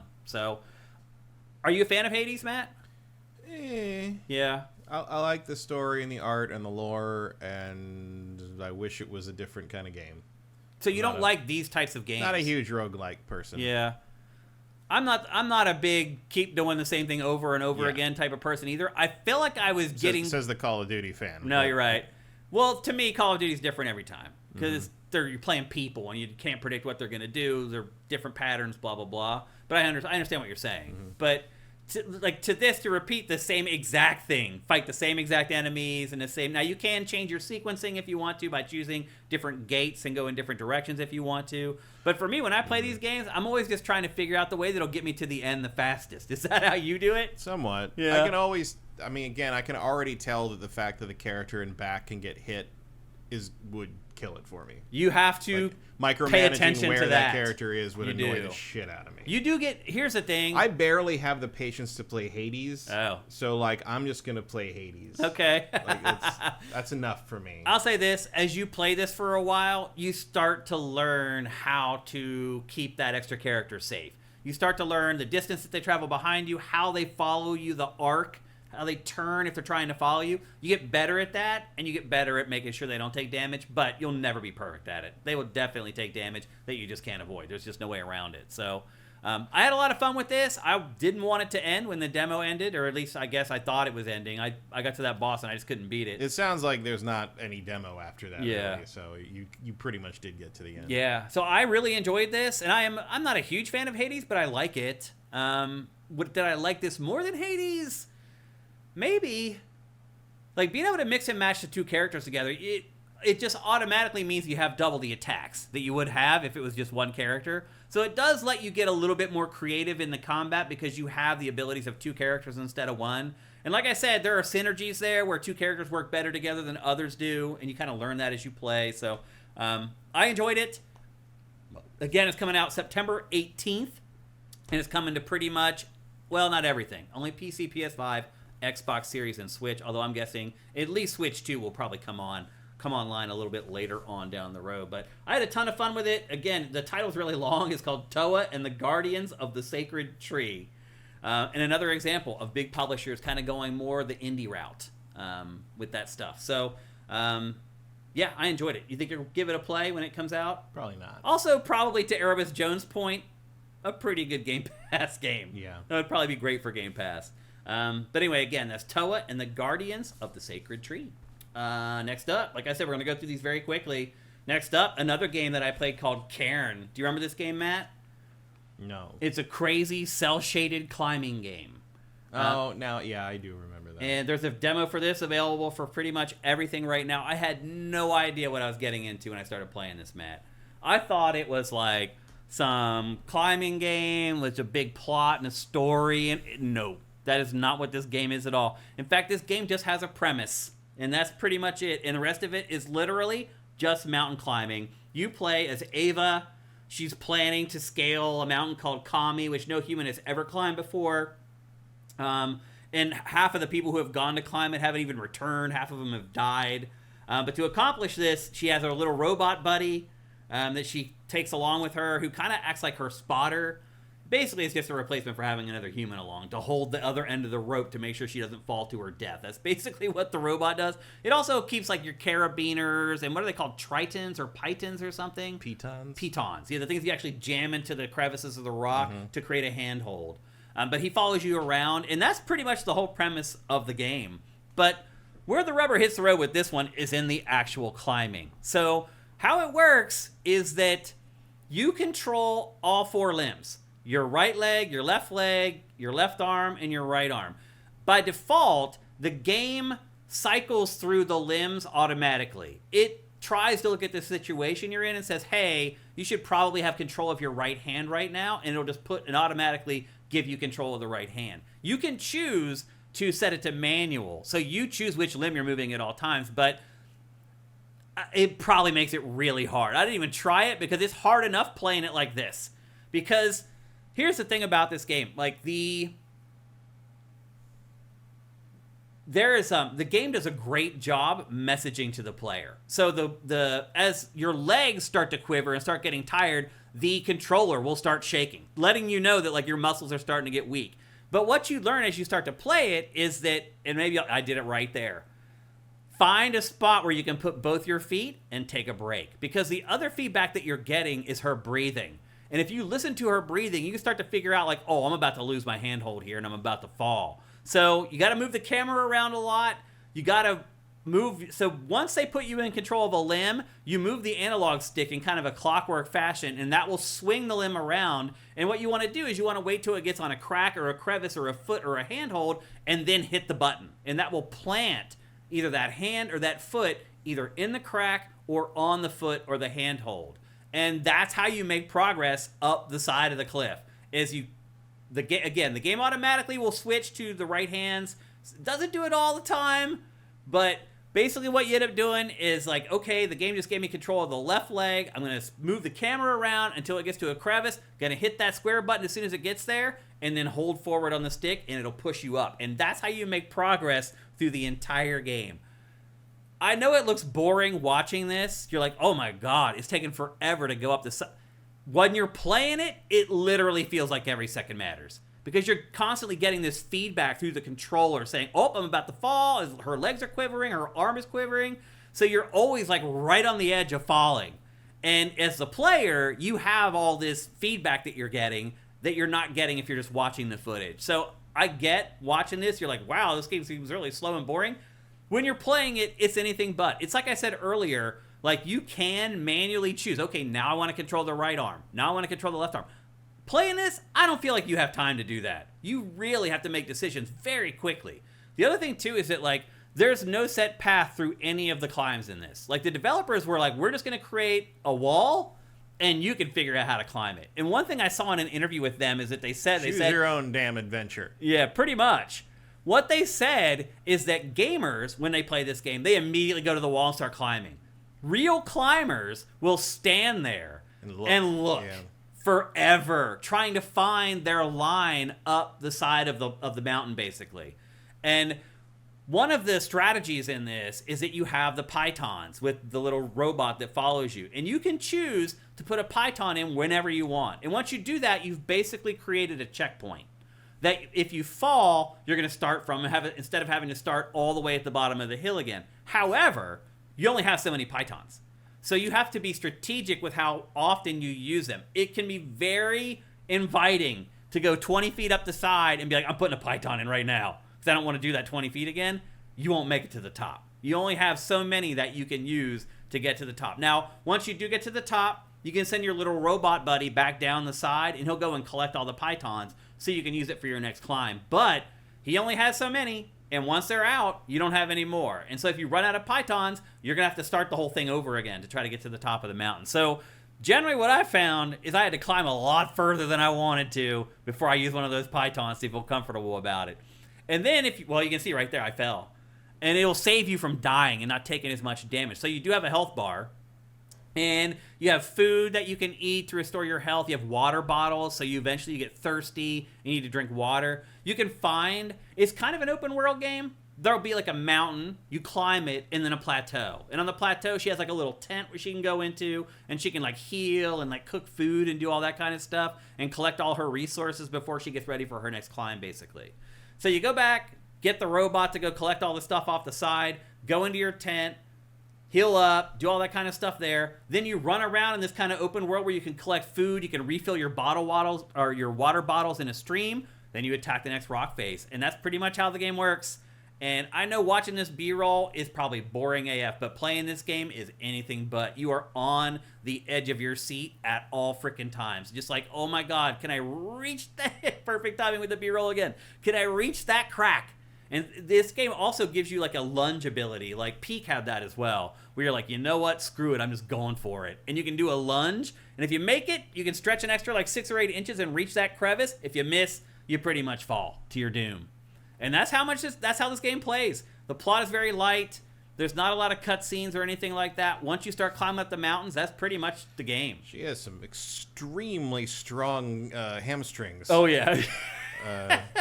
Most people cannot do that at that angle. No, definitely not. So here you can see I reached the top of the hill. My rope is still connected to the bot, who is still back on the cliff face. I haven't realized that yet. But here's... Let me go. Yeah, but here's your little bivouac or whatever, where you can go in and you can rest up and heal, and there's a little grill in there that you can cook food on to restore your health, blah, blah, blah. Once you feel like you're ready, you got all the gear that you need, you've refilled your water bottles, you got food, go to the next peak and start climbing up. And you can see I'm going back to collect my bot there. And that's pretty much the whole game. The peaks just keep getting bigger. So you can see, look ahead there. That's the next goal. That's the next mountain I got to climb. They keep getting bigger and bigger, more complex. One thing I would say, too, is that a lot of times I would look at the side of a hill in this and be like, oh, I see the way up. It's just there's a bunch of handhold. That's not always the easy way up. There is definitely a skill. and looking at a cliff face like this and figuring out what the smart way is to climb up it. There's no doubt in my mind it is an ability that you learn over time. I even got better at it as I played through this demo. Like, I started to understand, like, the ones that are obvious aren't necessarily the best ways to climb. What I found is you want to try to find, like, a vertical seam that goes up, because it will always let you kind of put your fingers in the cracks of that seam to let you stabilize. Because, again, a big part of this is getting yourself to a place where you can plant both your feet and resting and just stopping for a second and letting her catch her breath, literally catch her breath, and then looking up the clip face and trying to find where your next, like, 5 handholds are going to be and where maybe you want to put the next python in the side to give yourself a safety net or a checkpoint, so you don't have to keep going all the way back to the beginning again. So that's Cairn. It was definitely not what I expected at all. I really thought it was going to be, like, mostly narrative driven, and, like, the rock climbing itself would just kind of be like this means to an end kind of automatic. Nothing could be further from the truth. This game is all about the climbing. So I think it will take a specific kind of player to resonate with this, but don't be fooled by the B-roll. This game gets your heart pumping, no doubt about it. There's most of the time, her heart is mimicking mine. When you hear her breathing really heavy, I'm like, oh my God, I can't find the next handle, I'm gonna fall. It's way more intense than you think. So the good news is there's a demo out there. It's coming to PC, PlayStation 5, and Xbox Series, and this demo is available for all of them. I do think this might be coming to Game Pass, actually. I think this one might be. But this isn't an ideal Game Pass game. It's just an indie game. And I think people just are now like, well, if it's an indie game, it should be on Game Pass. It feels like that's how people feel nowadays. But this isn't what I would call the perfect Game Pass game. It's just a really, really cool indie game. And the other thing I would say, too, is that the developers have done a really good job with automatically selecting the limbs for you. Like, that may sound like a horrible idea, but the game does a really, really good job of, like, okay, this is where your body position is. This is the limb that all your weight is on. You need, if you're all your weight is on the left leg, your next move is with the right hand. And the game figures that out and just automatically puts you in control of the right hand. I didn't try doing it on my own. Again, when you're halfway up the face and your legs are starting to quiver, you don't have time to start thinking about which limb. You're just like, man, where's the next crack that I can put my hand in? So, and now you're bleeding, so. Yeah. Again, so, like, if once you make it to the top, you go into your little tent again, and you got to heal yourself up. You got to eat food. You got to drink water to quench your thirst. Blah blah blah. And that's kind of the gameplay loop in this game, and I found it very addictive and very fun. So, again, this is called Cairn. The release date for that is November 5th, so it's still got a little bit of time in the cooker to go. But this game already feels very, very polished. Cairn, not Karen. Yeah. Cairn. Cairn. Yeah. Karen it's would one be, syllable. Karen would be if she's climbing the mountain to talk to the manager. Yeah. No, it's just Cairn. It's one syllable. The manager of the mountain. And again, that's coming to PlayStation 5, PC, and Xbox. This is the same guys that made Fury, I think, right? That made what? Fury, F-U-R-I. You remember that? Oh, I remember it, but I don't remember the developer. It's like a boss battler thing. Oh, you're right. Yeah, I do remember it now. Yeah, I think it's maybe the same studio, but obviously a very, very different game. I think it is. I don't remember the name of the studio, but yeah. I think I remember seeing it was them. Yep. And again, that is coming out on November 5th. I don't know if any of you guys are resonating with that game, but we lost our YouTube chat somehow. What happened there? Cinetix is the game bakers. They also made Haven. Oh, interesting. Well, we lost our YouTube chat. I'm not sure why that happened. Not enough memory. For my crappy PC. Poor PC. Death Metal Greg 1, thank you for Twitch Prime. Appreciate that. Butthead, he said crack from the Legacy. Vincent says, I think it's PlayStation Plus Extra, not Game Pass. Okay. I knew it was on one. I saw a story somewhere. What platform did you play this on? I played it on PS5. That footage was all PS5, Congrim. Vincent says, Karen was fine when I tried it a while back. Yeah, I really enjoyed it. Cinetix says, I like the two previous, the Game Bakers, Fury and Haven. Yeah. Mm-hmm. GPU economics. I don't think I remember what Haven was. I don't remember it either.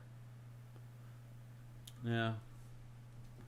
All right. Looks like that's all you guys have to say about that one. Cinetix says Twitch wins the RAM game. You're right. That's what happened. Like, I guess YouTube's chat is just too intensive for the RAM on the PC, and it couldn't handle it. While I'm showing B-roll in a minute, I'll try to get that chat back up for you guys. So I'm sly like that.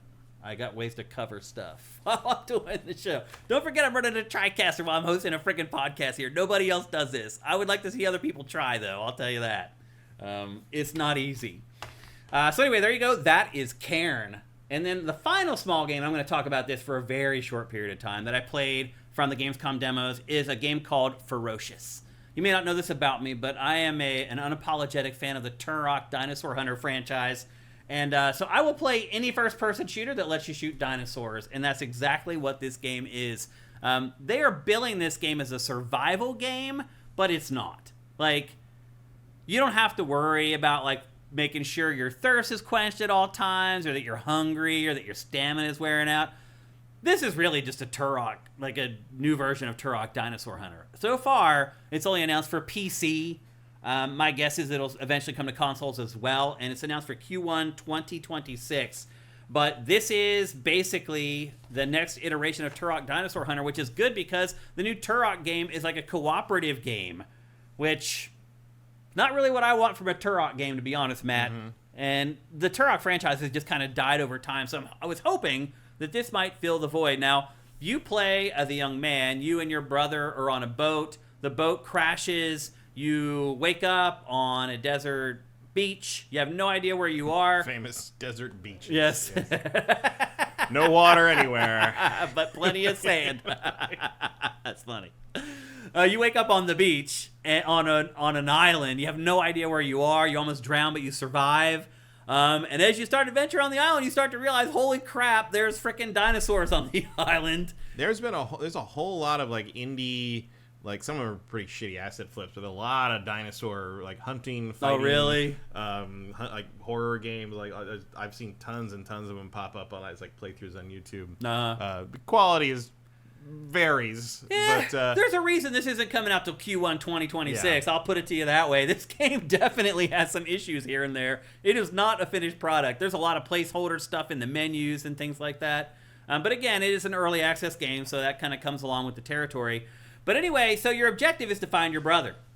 You venture onto the island, you start finding weapons, you find these weird military installations where there's like dudes walking around in armor and stuff. Eventually, you fall off a cliff and hit your head, and you wake up and you have been found by somebody. And you are in this encampment or whatever, or this kind of scientific base or whatever. And eventually the woman gets on the line, she's like, hey, we found you floating in the water or whatever, we saved your life. Who are you? And you just explain to her what's going on, and she's like, oh, well, this crazy corporation found this island and realized that there were dinosaurs on it. It's really just Jurassic Park. They're like, oh, and they want to try to monetize it in some way and make money off of it. I'm the scientist. Right. And she's like, I'm the scientist, and I just want to study the dinosaurs. And so will you help me, and we'll help each other. If you help me study the dinosaurs, then I will help you find your brother. And so you create this relationship I will help you autopsy the dinosaurs. Yeah. And so that begins the relationship of there's always this person in your ear talking to you, telling you what to do. She gives you this device that looks like a camcorder that lets you scan the dinosaurs. Once you scan a dinosaur, you can then control the dinosaurs. So I didn't get, this is just a demo, so it doesn't give you the whole game, but the early example of that is there's these little, like, foot-high dinosaurs that are running around all over the place. They're the first ones that you can control. Well, what they can do is they can go places that you can't go. So you take control of one of them, you basically use the camera device to point at where you want it to go, you hit the button, the dinosaur goes in there. For example, one of the early puzzles with this is that there's a key that you need that's locked in kind of like a jail cell. You're too big to get into the jail cell. The dinosaur is small enough to go in there. You get the camera. You tell it to go in there and grab the key. It goes into the jail cell, grabs the key, and comes out and gives it to you, and then you can use the key to unlock it. So I don't know how far it goes down that rabbit hole eventually, where if you're like controlling T-Rexes and stuff like that, but that would be really freaking cool. Like, if it gets to the point where you're fighting, because you fight tons of humans in this, and there's a stealth element to it where you can do automatic stealth kills and all that kind of stuff. But there are tons of humans in this. Like, I would love if towards the end of the game there's a mission where there's like 200 dudes and you and a T-Rex against the 200 guys. Like, that sounds like a really good time to me. But I never got to a point in the game where that happened. I do run into a T-Rex and I ran into a Triceratops, but they weren't like something that I could control. It wouldn't let me control them. The Triceratops just killed me. And I ran from the Tyrannosaurus, and that's how you fall and hit your head and end up waking up inside the base with the woman where she starts communicating with you, and you start working with the scientists to try to study the dinosaurs. So the demo's only a couple hours long. It was a mixed bag. Like, there's moments like this where you're like, oh my god, this is like Land of the Lost. I'm like right back to my childhood. And then there's moments where they're like, hey, rappel down this thing, and like the rappelling acts all weird and janky, and you can't see where you're rappelling to. Like, there's a reason this game isn't coming out for at least another 6 months, and my guess is this probably isn't coming out until the end of next year as well. They have a lot of work to do still. But already, what I played here is kind of an auspicious start. And if Turok is going to give me this weird, cooperative, third-person shooter thing that isn't Turok at all, I'm going to keep seeking out games like this to try to fill that void for me. So, again, this game is called Ferocious. Right now, it's only announced for PC. It's scheduled for Q1 2026. We'll see if it actually makes that date. I would be surprised if it does. It shows some promise. It's got some issues that it's got to work through, a lot of them, honestly, but it does show some promise. And it is kind of an open world, even though it does lead you by the hand. There's a map that you can go to at any time. There's the Triceratops. Or actually, is that a Triceratops? That's something else, isn't it? No, well, it depends. Because the one with the spikes on the top is a different one, well, right? So there's one with the spikes around the frills, a Styracosaurus, but this looks more like a stylized Triceratops. Okay. The Styracosaurus is not that big. So what you discover very quickly with this is you have to go around the Triceratops. you can't try to sneak past it; it'll kill you. But yeah, then eventually you run into a Tyrannosaurus Rex. Actually, perfect timing. This is the scene right here. And you run from the Tyrannosaurus Rex, and that you fall, you hit your head, and that kind of this is all kind of prologue stuff. Once you hit your head and you wake up in the scientific base, that's when kind of the real game starts. That's when you start getting introduced to like the mechanics and the items that you're going to use throughout the course of the game. That's when you learn that the dinosaurs are actually your allies for the most part instead of the enemies, and that the humans are the actual enemies. So anyway, I enjoyed my time with this. It's a little buggy, and it's still got a lot of work to do. It still needs some time in the oven, but I had fun with what's there already, and it should only get better. Again, this game is called Ferocious, and it's only announced for PC. The other thing, if this looks interesting to you, that I would look at is a game called Claude. Claude. Like as in claw. Mm-hmm. Like hit by a Claude. Claude. Claude. CLAWED. Yeah. That is an indie game, early access on Steam, but pretty extensive. Yeah. It's basically you're a special ops guy, and you're sent into an abandoned Jurassic Park where something's gone horribly wrong, and somebody wants you to go get something. Yeah. I don't remember what you're supposed to go get, but basically you have to walk into Jurassic Park by yourself and just deal with what happens, and it's not amazing because it's like pretty janky early access in places, but it's like it's that game where you're like, why haven't they made a Jurassic Park game that's this? Like, seriously. why haven't they? Like, did Trespasser scare these people this bad all those years ago? Why isn't there a big budget game like this? Exactly, where you go and fight dinosaurs? Who the hell doesn't want to do that? Capcom doesn't want to do that. Yeah, apparently. well, someone just said in chat, Retro Modern Gamer said, speaking of dinosaurs, did you see today that the Dino Crisis trademark was renewed again? Yeah. And Capcom had that survey for games you were interested in, and Dino Crisis got second place on that. This just keeps happening over and over and over again, and we never get a new Dino Crisis. Yeah, like I don't know. Like, and you see all these. You see that one of the, in the kind of the indie horror things on Steam. The things I see the most are these dinosaur games and shark games. Like people want that shark makes games. sense actually to me. Just a thing nobody really makes in the mainstream, but like just like there's a niche to fill there. I mean, look, if this game ends up being great, and if they want to make it great, they need to spend another 2 years on this thing probably. Yeah, probably. But if they want to make it great, there is a market for this game. There is no doubt about 100%, definitely. And I also, if you've ever, when you were a kid, if you were ever in a pool and you convinced yourself somehow there was a shark at the bottom of the deep end, I think everybody's done that to some degree.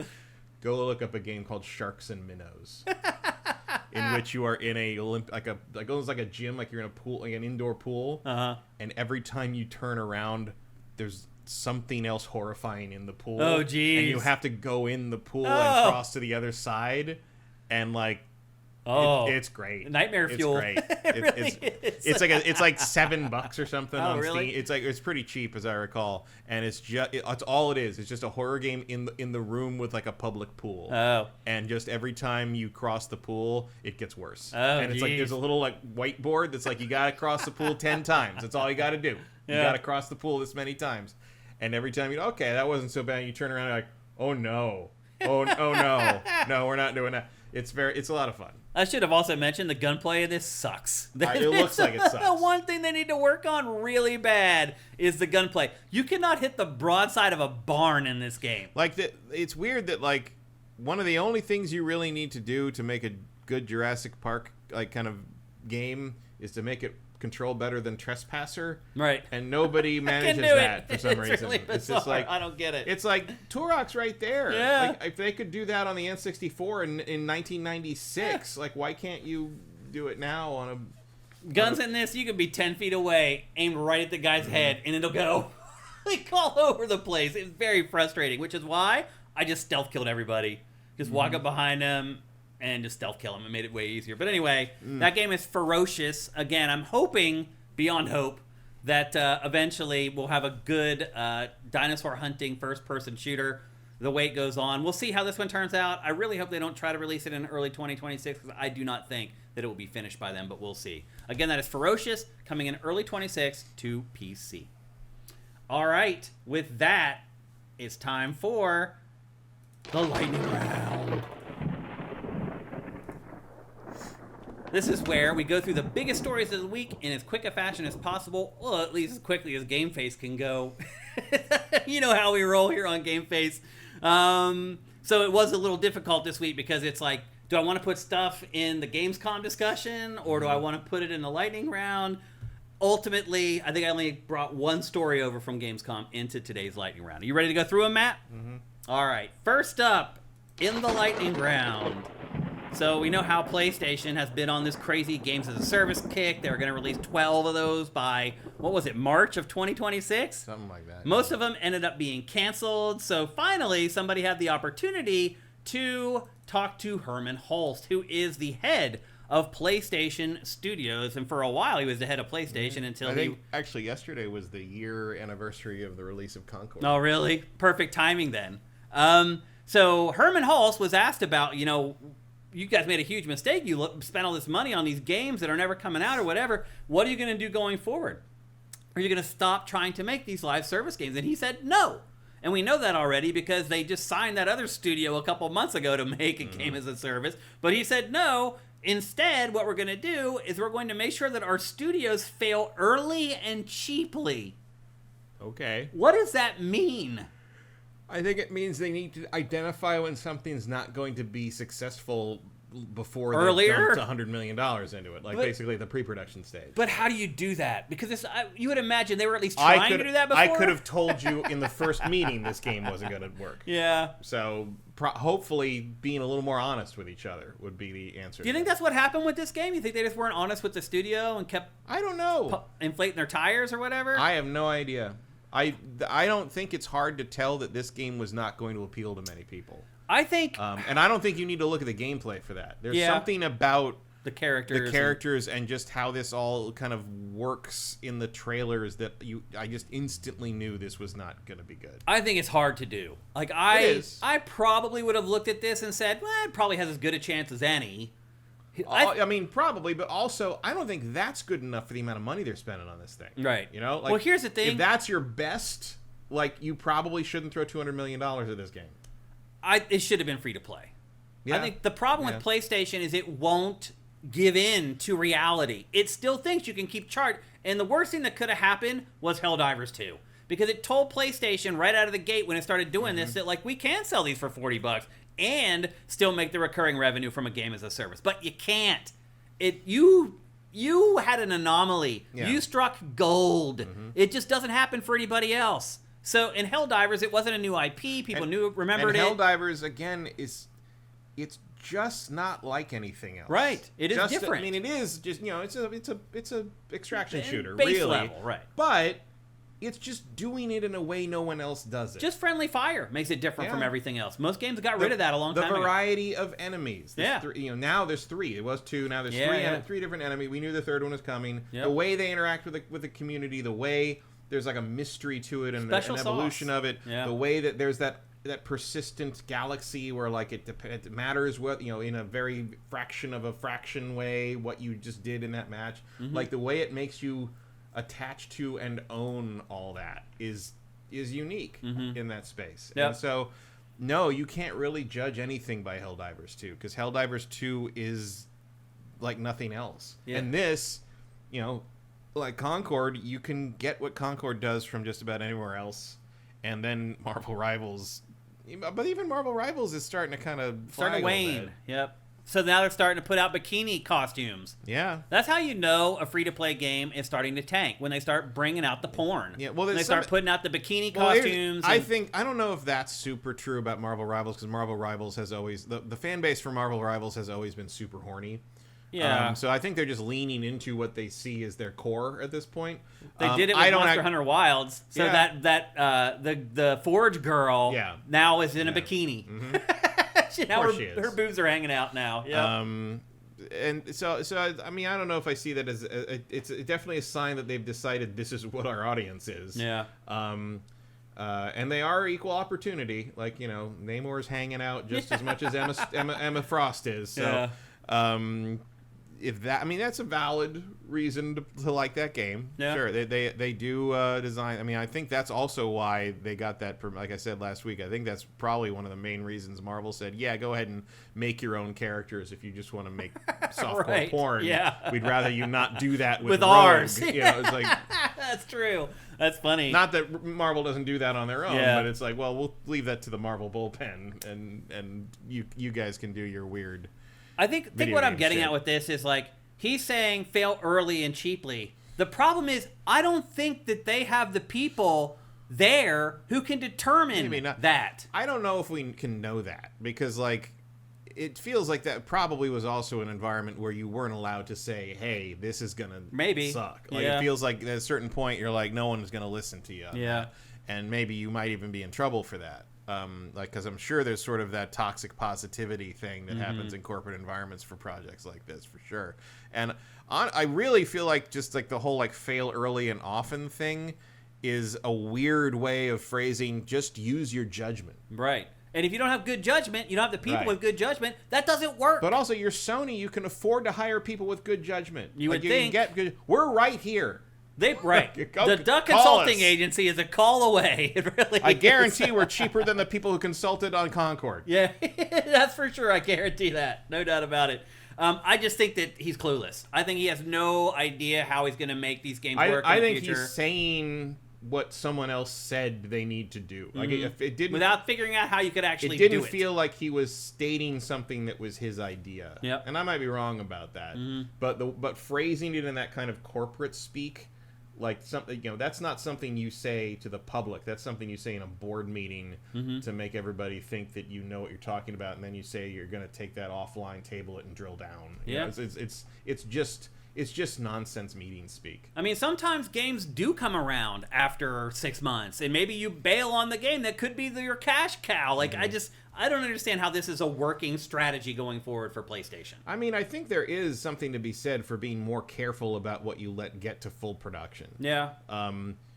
But I mean, you might be right that it was maybe impossible to tell early on. But I don't know, man. I've seen some of the early stuff for Concord, and I would have called that as a bomb. Yeah, like real. I mean, there's nothing unique. I'm not always right it. about that. There's stuff. No spark. Yeah. Like I'll say that. Like there's nothing I saw about it. I was like, oh wow, like nothing like that ever happened with and Concord. Maybe I can see why it's when they pitched it, you were hitting all. Again, that game kind of comes out of the 2016 era where where we weren't working on it that far back, but the idea for that comes out of that sort of weird area where you were in the Overwatch and the Guardians of the Galaxy craze section. So I understand sort of where that all germinated, but at some point someone needed to kind of grab that project and be like, we need to pivot somehow on this into something.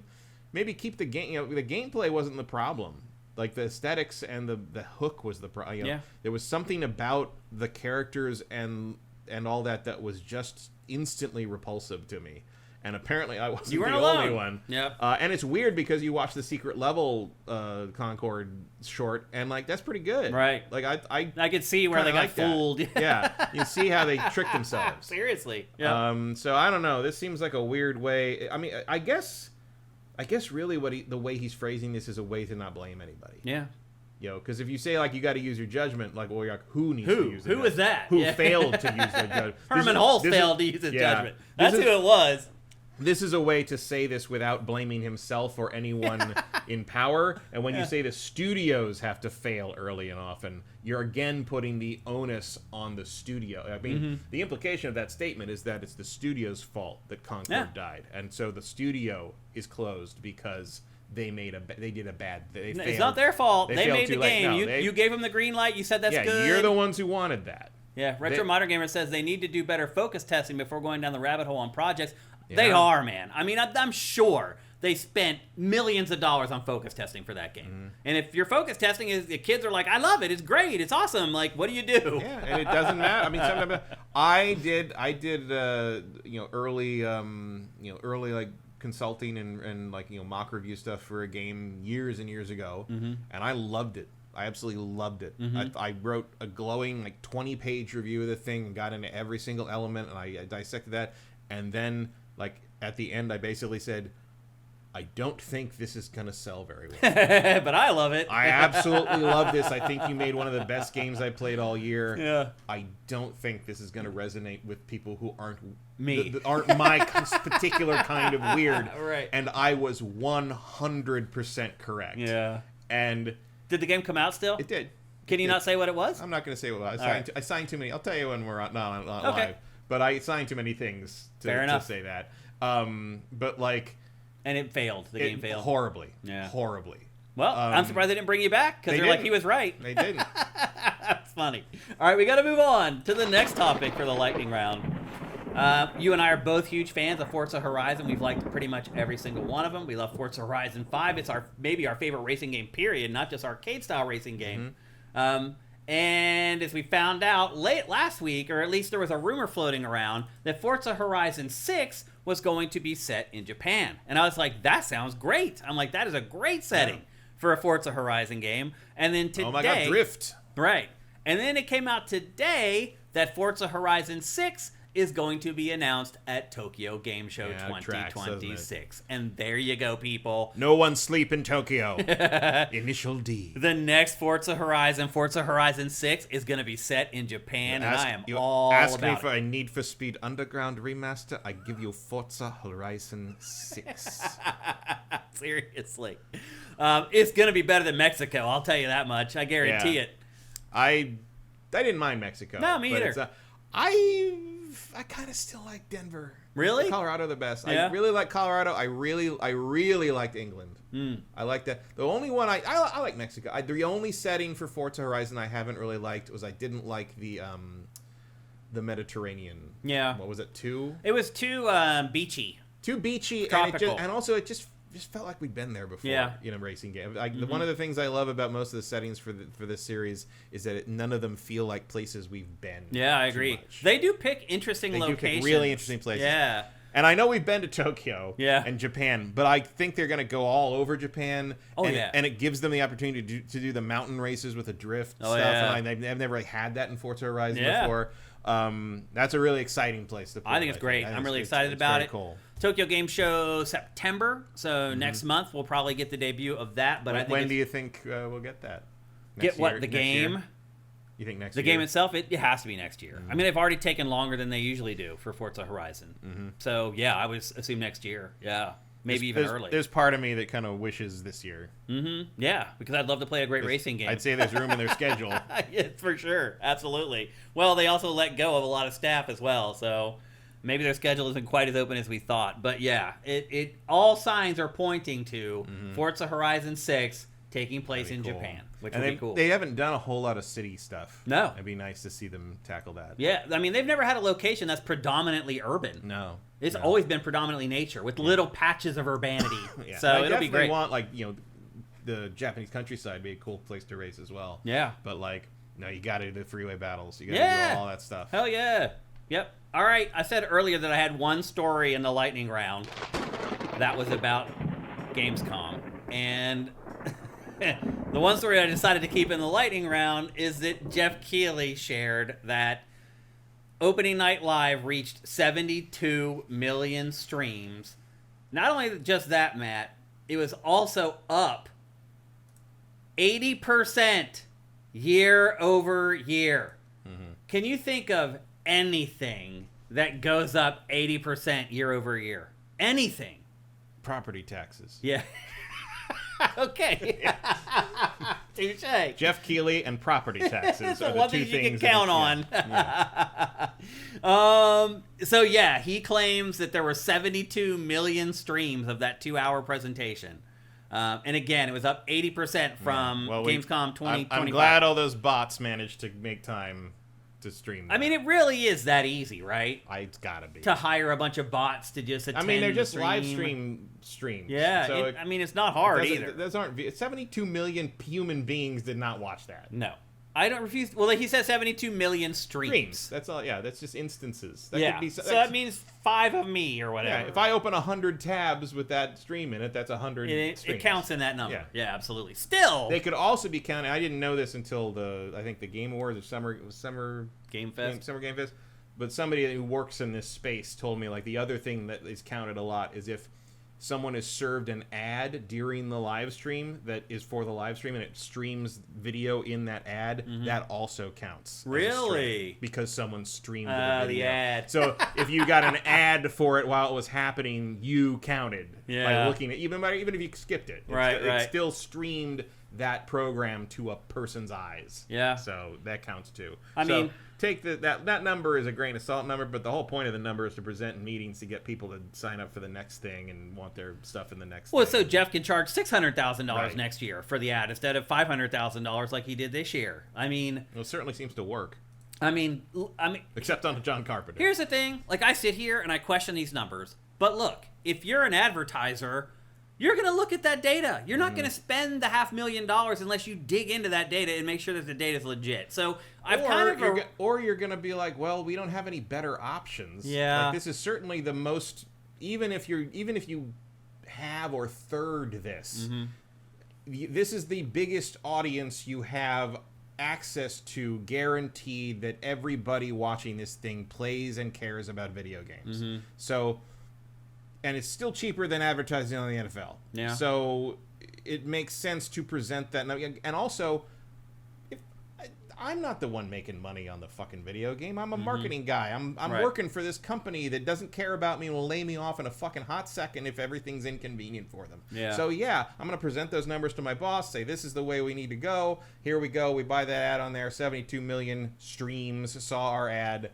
Boom. Yeah. There you go. Your job's done. All you're doing is covering your ass, and you can do that with that data. Yes, absolutely. Because so much of marketing is just guessing. Yeah. That, you might as well. And again, I think even if you drag those numbers down to something more realistic, the value of it is, and this is something that, and then, again, one of my friends who works in this is advertising space. So the value of it is that even if that audience is maybe 4 million people, all those people care about your product in some way, even if they don't all play it. But 10% of the people watching the NFL, right? Exactly. You can, and almost anywhere else you advertise, you're just hoping to get a sliver of it. Yeah. This audience, everyone who's tuning into this cares about it, and that is the strength of what Jeff is programming here. That's a good point. All right, we got to move on to the next topic of the lightning round.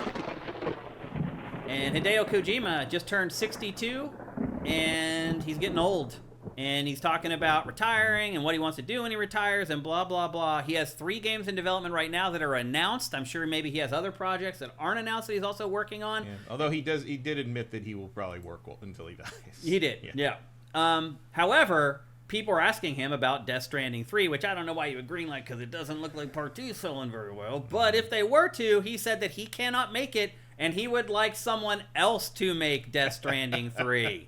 How do you feel about that, Matt? Sure. I mean, imagine somebody else making a Death Stranding game. This is Kojima's baby, and even he can't create it in a way that is coherent to a typical person. I think there are people who could create them in more coherent ways. Probably. Also, it sounds like he would write it. I think he said he already has like the concept. He in doesn't the bag. want to direct it. Right. He doesn't want to do all the work. And I don't blame him. I don't either. He's done it. Yeah, twice. Yeah. He's made 2 of them already. And I don't feel like there's... I mean, I'm sure clearly he has more ideas for where to go in the future, but it did feel like he put a decent button on this one. Yeah, I mean, if people catch wind that he's not the one that makes the third one, does that affect its appeal as well? I don't know. The second one didn't do right. well, I mean, so. if he can't sell the second one, how does some random yokel sell the third one? That doesn't make any sense to me at all. Also, this scene freaks me out. It gives me the heebie-jeebies. Very well done. It really is. Let's see. I wish I didn't show that. It bugs me out. That whole scene, that whole concept bugs me out. That's what Kojima's great at, though, freaking people out. I think this is a terrible idea. I think Death Stranding 3 made by somebody else, it might be more coherent, but I think it would probably lose the entire spirit of the franchise. If he can't do it, I don't think anybody should do it. I think you just got to let it go. I don't even think you should let him do it. I think you just let it go. You're done. I agree. You get 2 extremely weird things, and they exist. And somebody let you make them. Sometimes that's enough. It is enough. All right, last story in the lightning round. Remember how Saudi Arabia bought a big chunk of Ubisoft, like back around the turn of the year?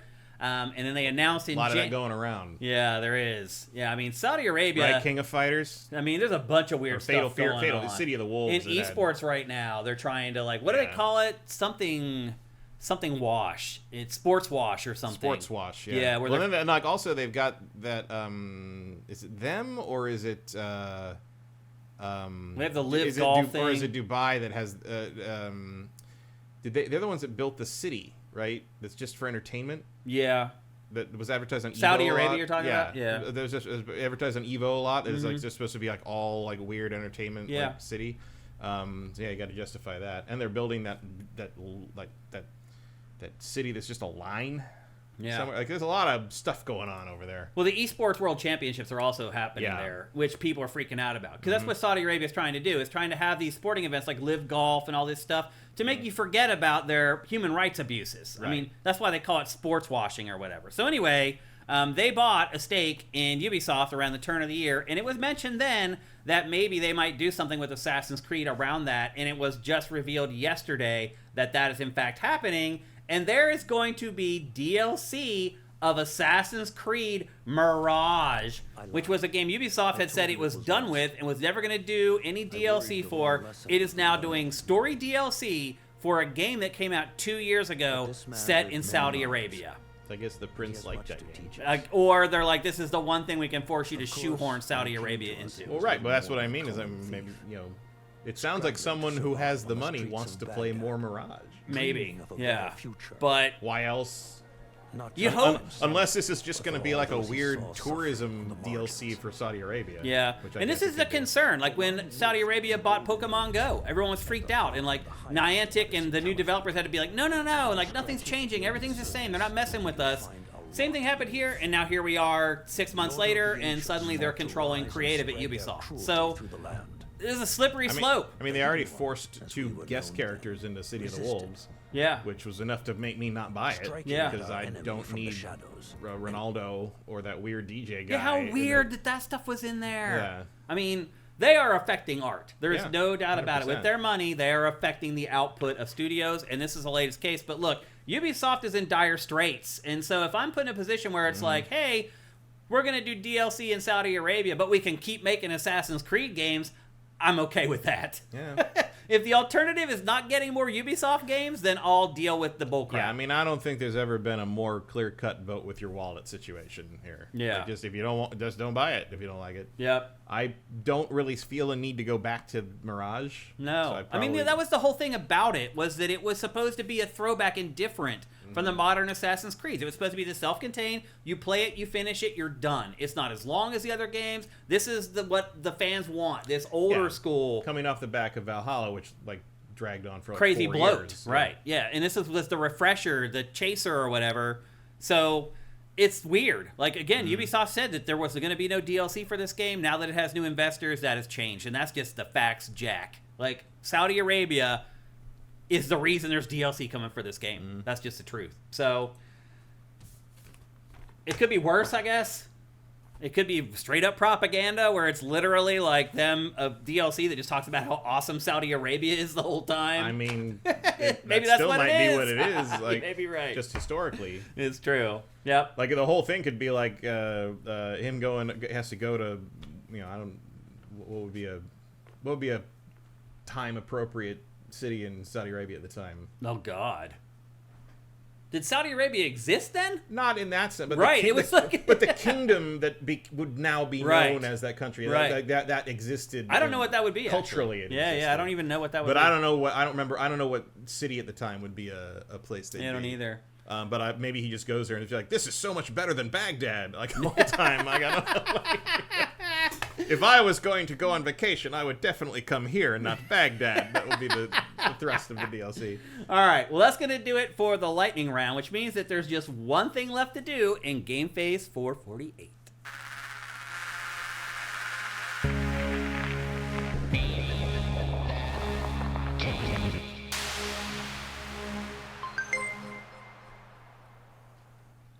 That's right. It's time for Name That Game Tune, brought to you by Soundwizardry.com, the absolute wizards in audio. They make game audio, they make film audio, they make TV audio, but they are definitely specialists with game audio. If you're working on a project right now and your audio people suck, call Soundwizardry.com, email Soundwizardry.com, go to Soundwizardry.com, get them on the project. They will get it fixed very quickly and with a smile on their face. They are amazing to work with. They have worked on multiple Game of the Year winners. You will not find a better audio team than the crew with Glenn at Soundwizardry.com. Head over there and hire them right now. And the coolest thing about it is they let us do something really fun here on GameFace where I play 5 audio samples from a game. You try to guess the name of the game before Matt. Couple things before we get going. If you don't play PC games, do not play because the winner wins a PC game. We put the chat in slow mode, which means you can only input one chat every 60 seconds. Don't try to spam the chat with a bunch of random game titles because you will absolutely get it wrong. And then you can only win once per calendar year. So if you've already won in 2025, do not play. All right, Matt, let me get your headphones turned up here so you can get ready to go. Let's turn all the way up. Let me bring up the interface. And we're ready to go. Are you ready to play Name That Game Tune, Matt? Mm-hmm. Are you guys ready to play Name That Game Tune? Here we go with the first sample in 3, 2, 1.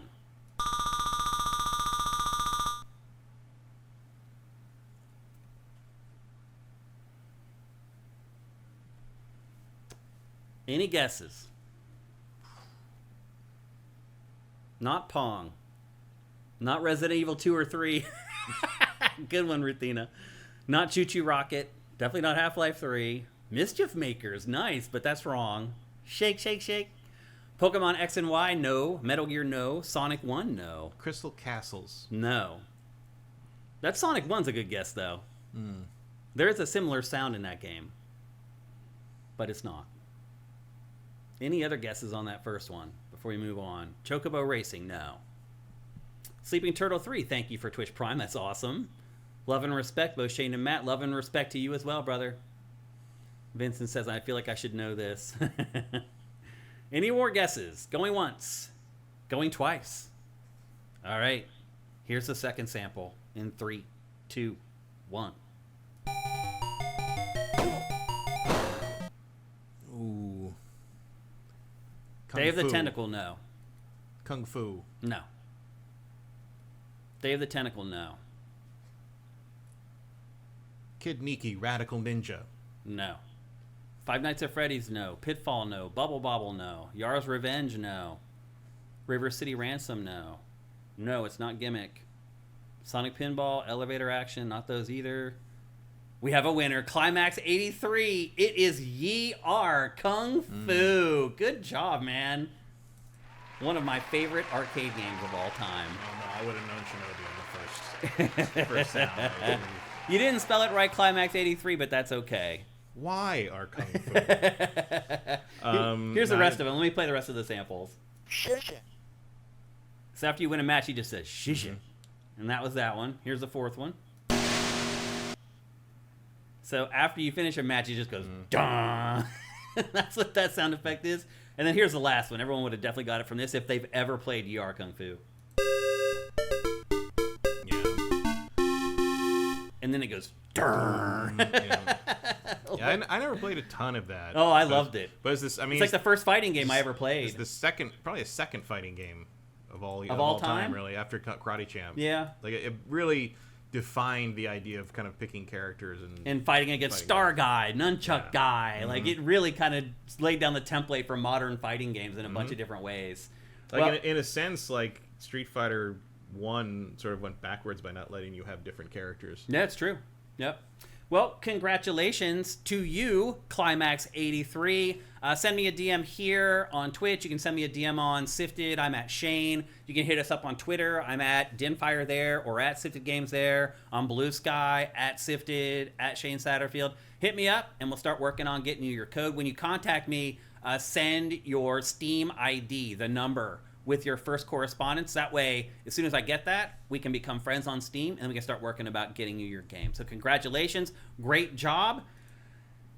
And that's going to do it for GameFace 448. Again, another reminder that we are not here next week. There is no show next week, and it is not being delayed for a couple of days. There is no show next week at all. But again, if you're one of our patrons, we will be running content through the channels for you guys the entire time. Also, another reminder that we are supported 100%, pretty much, at patreon.com/SIFTD. That's SIFTD. Head on over there, give us a pledge for $5 or more, and you get all our content early. For just $2 a month, you get Pack or Factor early. If you have no money, you can help us out with Twitch Prime. If you're a if you're a Amazon Prime subscriber. If you're watching on YouTube, go down below to learn how to connect your accounts. You hear us talking about it on the show all the time. You can give us a free $2.50 every month. And in fact, if you've done that before, go to twitch.tv/SIFTDGames and do it right now. Hook us up with Twitch Prime. We'd appreciate it. And if you don't have Amazon Prime and you don't have any money, you can still help us. Just like the show right now. Just hit that like button right now. Hit the subscribe button. All that stuff. It all matters. Share it on social media, on Facebook, on Twitter, whatever your favorite social media platform is. Share it on there. Review the show on podcast services. There's so much you can do to help us, even if you don't spend a penny, and we appreciate all of it. So we don't have a show next week, but when we come back, man, that may be the best episode of the entire year. When we come back on September 9th. Tuesday, September 9th. We are just going to have like 5 huge games in that episode. Hopefully you guys can hold on until then. Major Skittles, I see you getting in there with Twitch Prime at the last minute. Thank you very much. We appreciate it. So everybody... Borderlands the week after that? Borderlands maybe in that episode too. What day is Borderlands? I thought it was the 4th. September 4th. I thought so. That was later. I might be wrong. Maybe. All I know is that show's going to be loaded. That is the absolute truth. Listen. Everybody, I hope you all have a great Labor Day. I hope you guys can also take at least a couple days off like I am around Labor Day. We all work way too hard. September 12th. November, what? September 12th. Okay. All right, that's good. That makes me feel a little bit better. That's one less game we have to have in that episode. But it is going to be an awesome episode. I promise you that. I hope you guys all take some time to enjoy Labor Day. We work way too hard to not be able to celebrate Labor Day here in America. And if you're in Europe, just celebrate along with us anyway. So have yourselves a great week. Celebrate your health care and your unlimited sick days. And your vacation that you get that we don't get. Yeah. So everybody have yourself... Good job figuring that out in a way we didn't. Seriously. Everybody have yourselves a great week filled with great games. GameFace is up and out.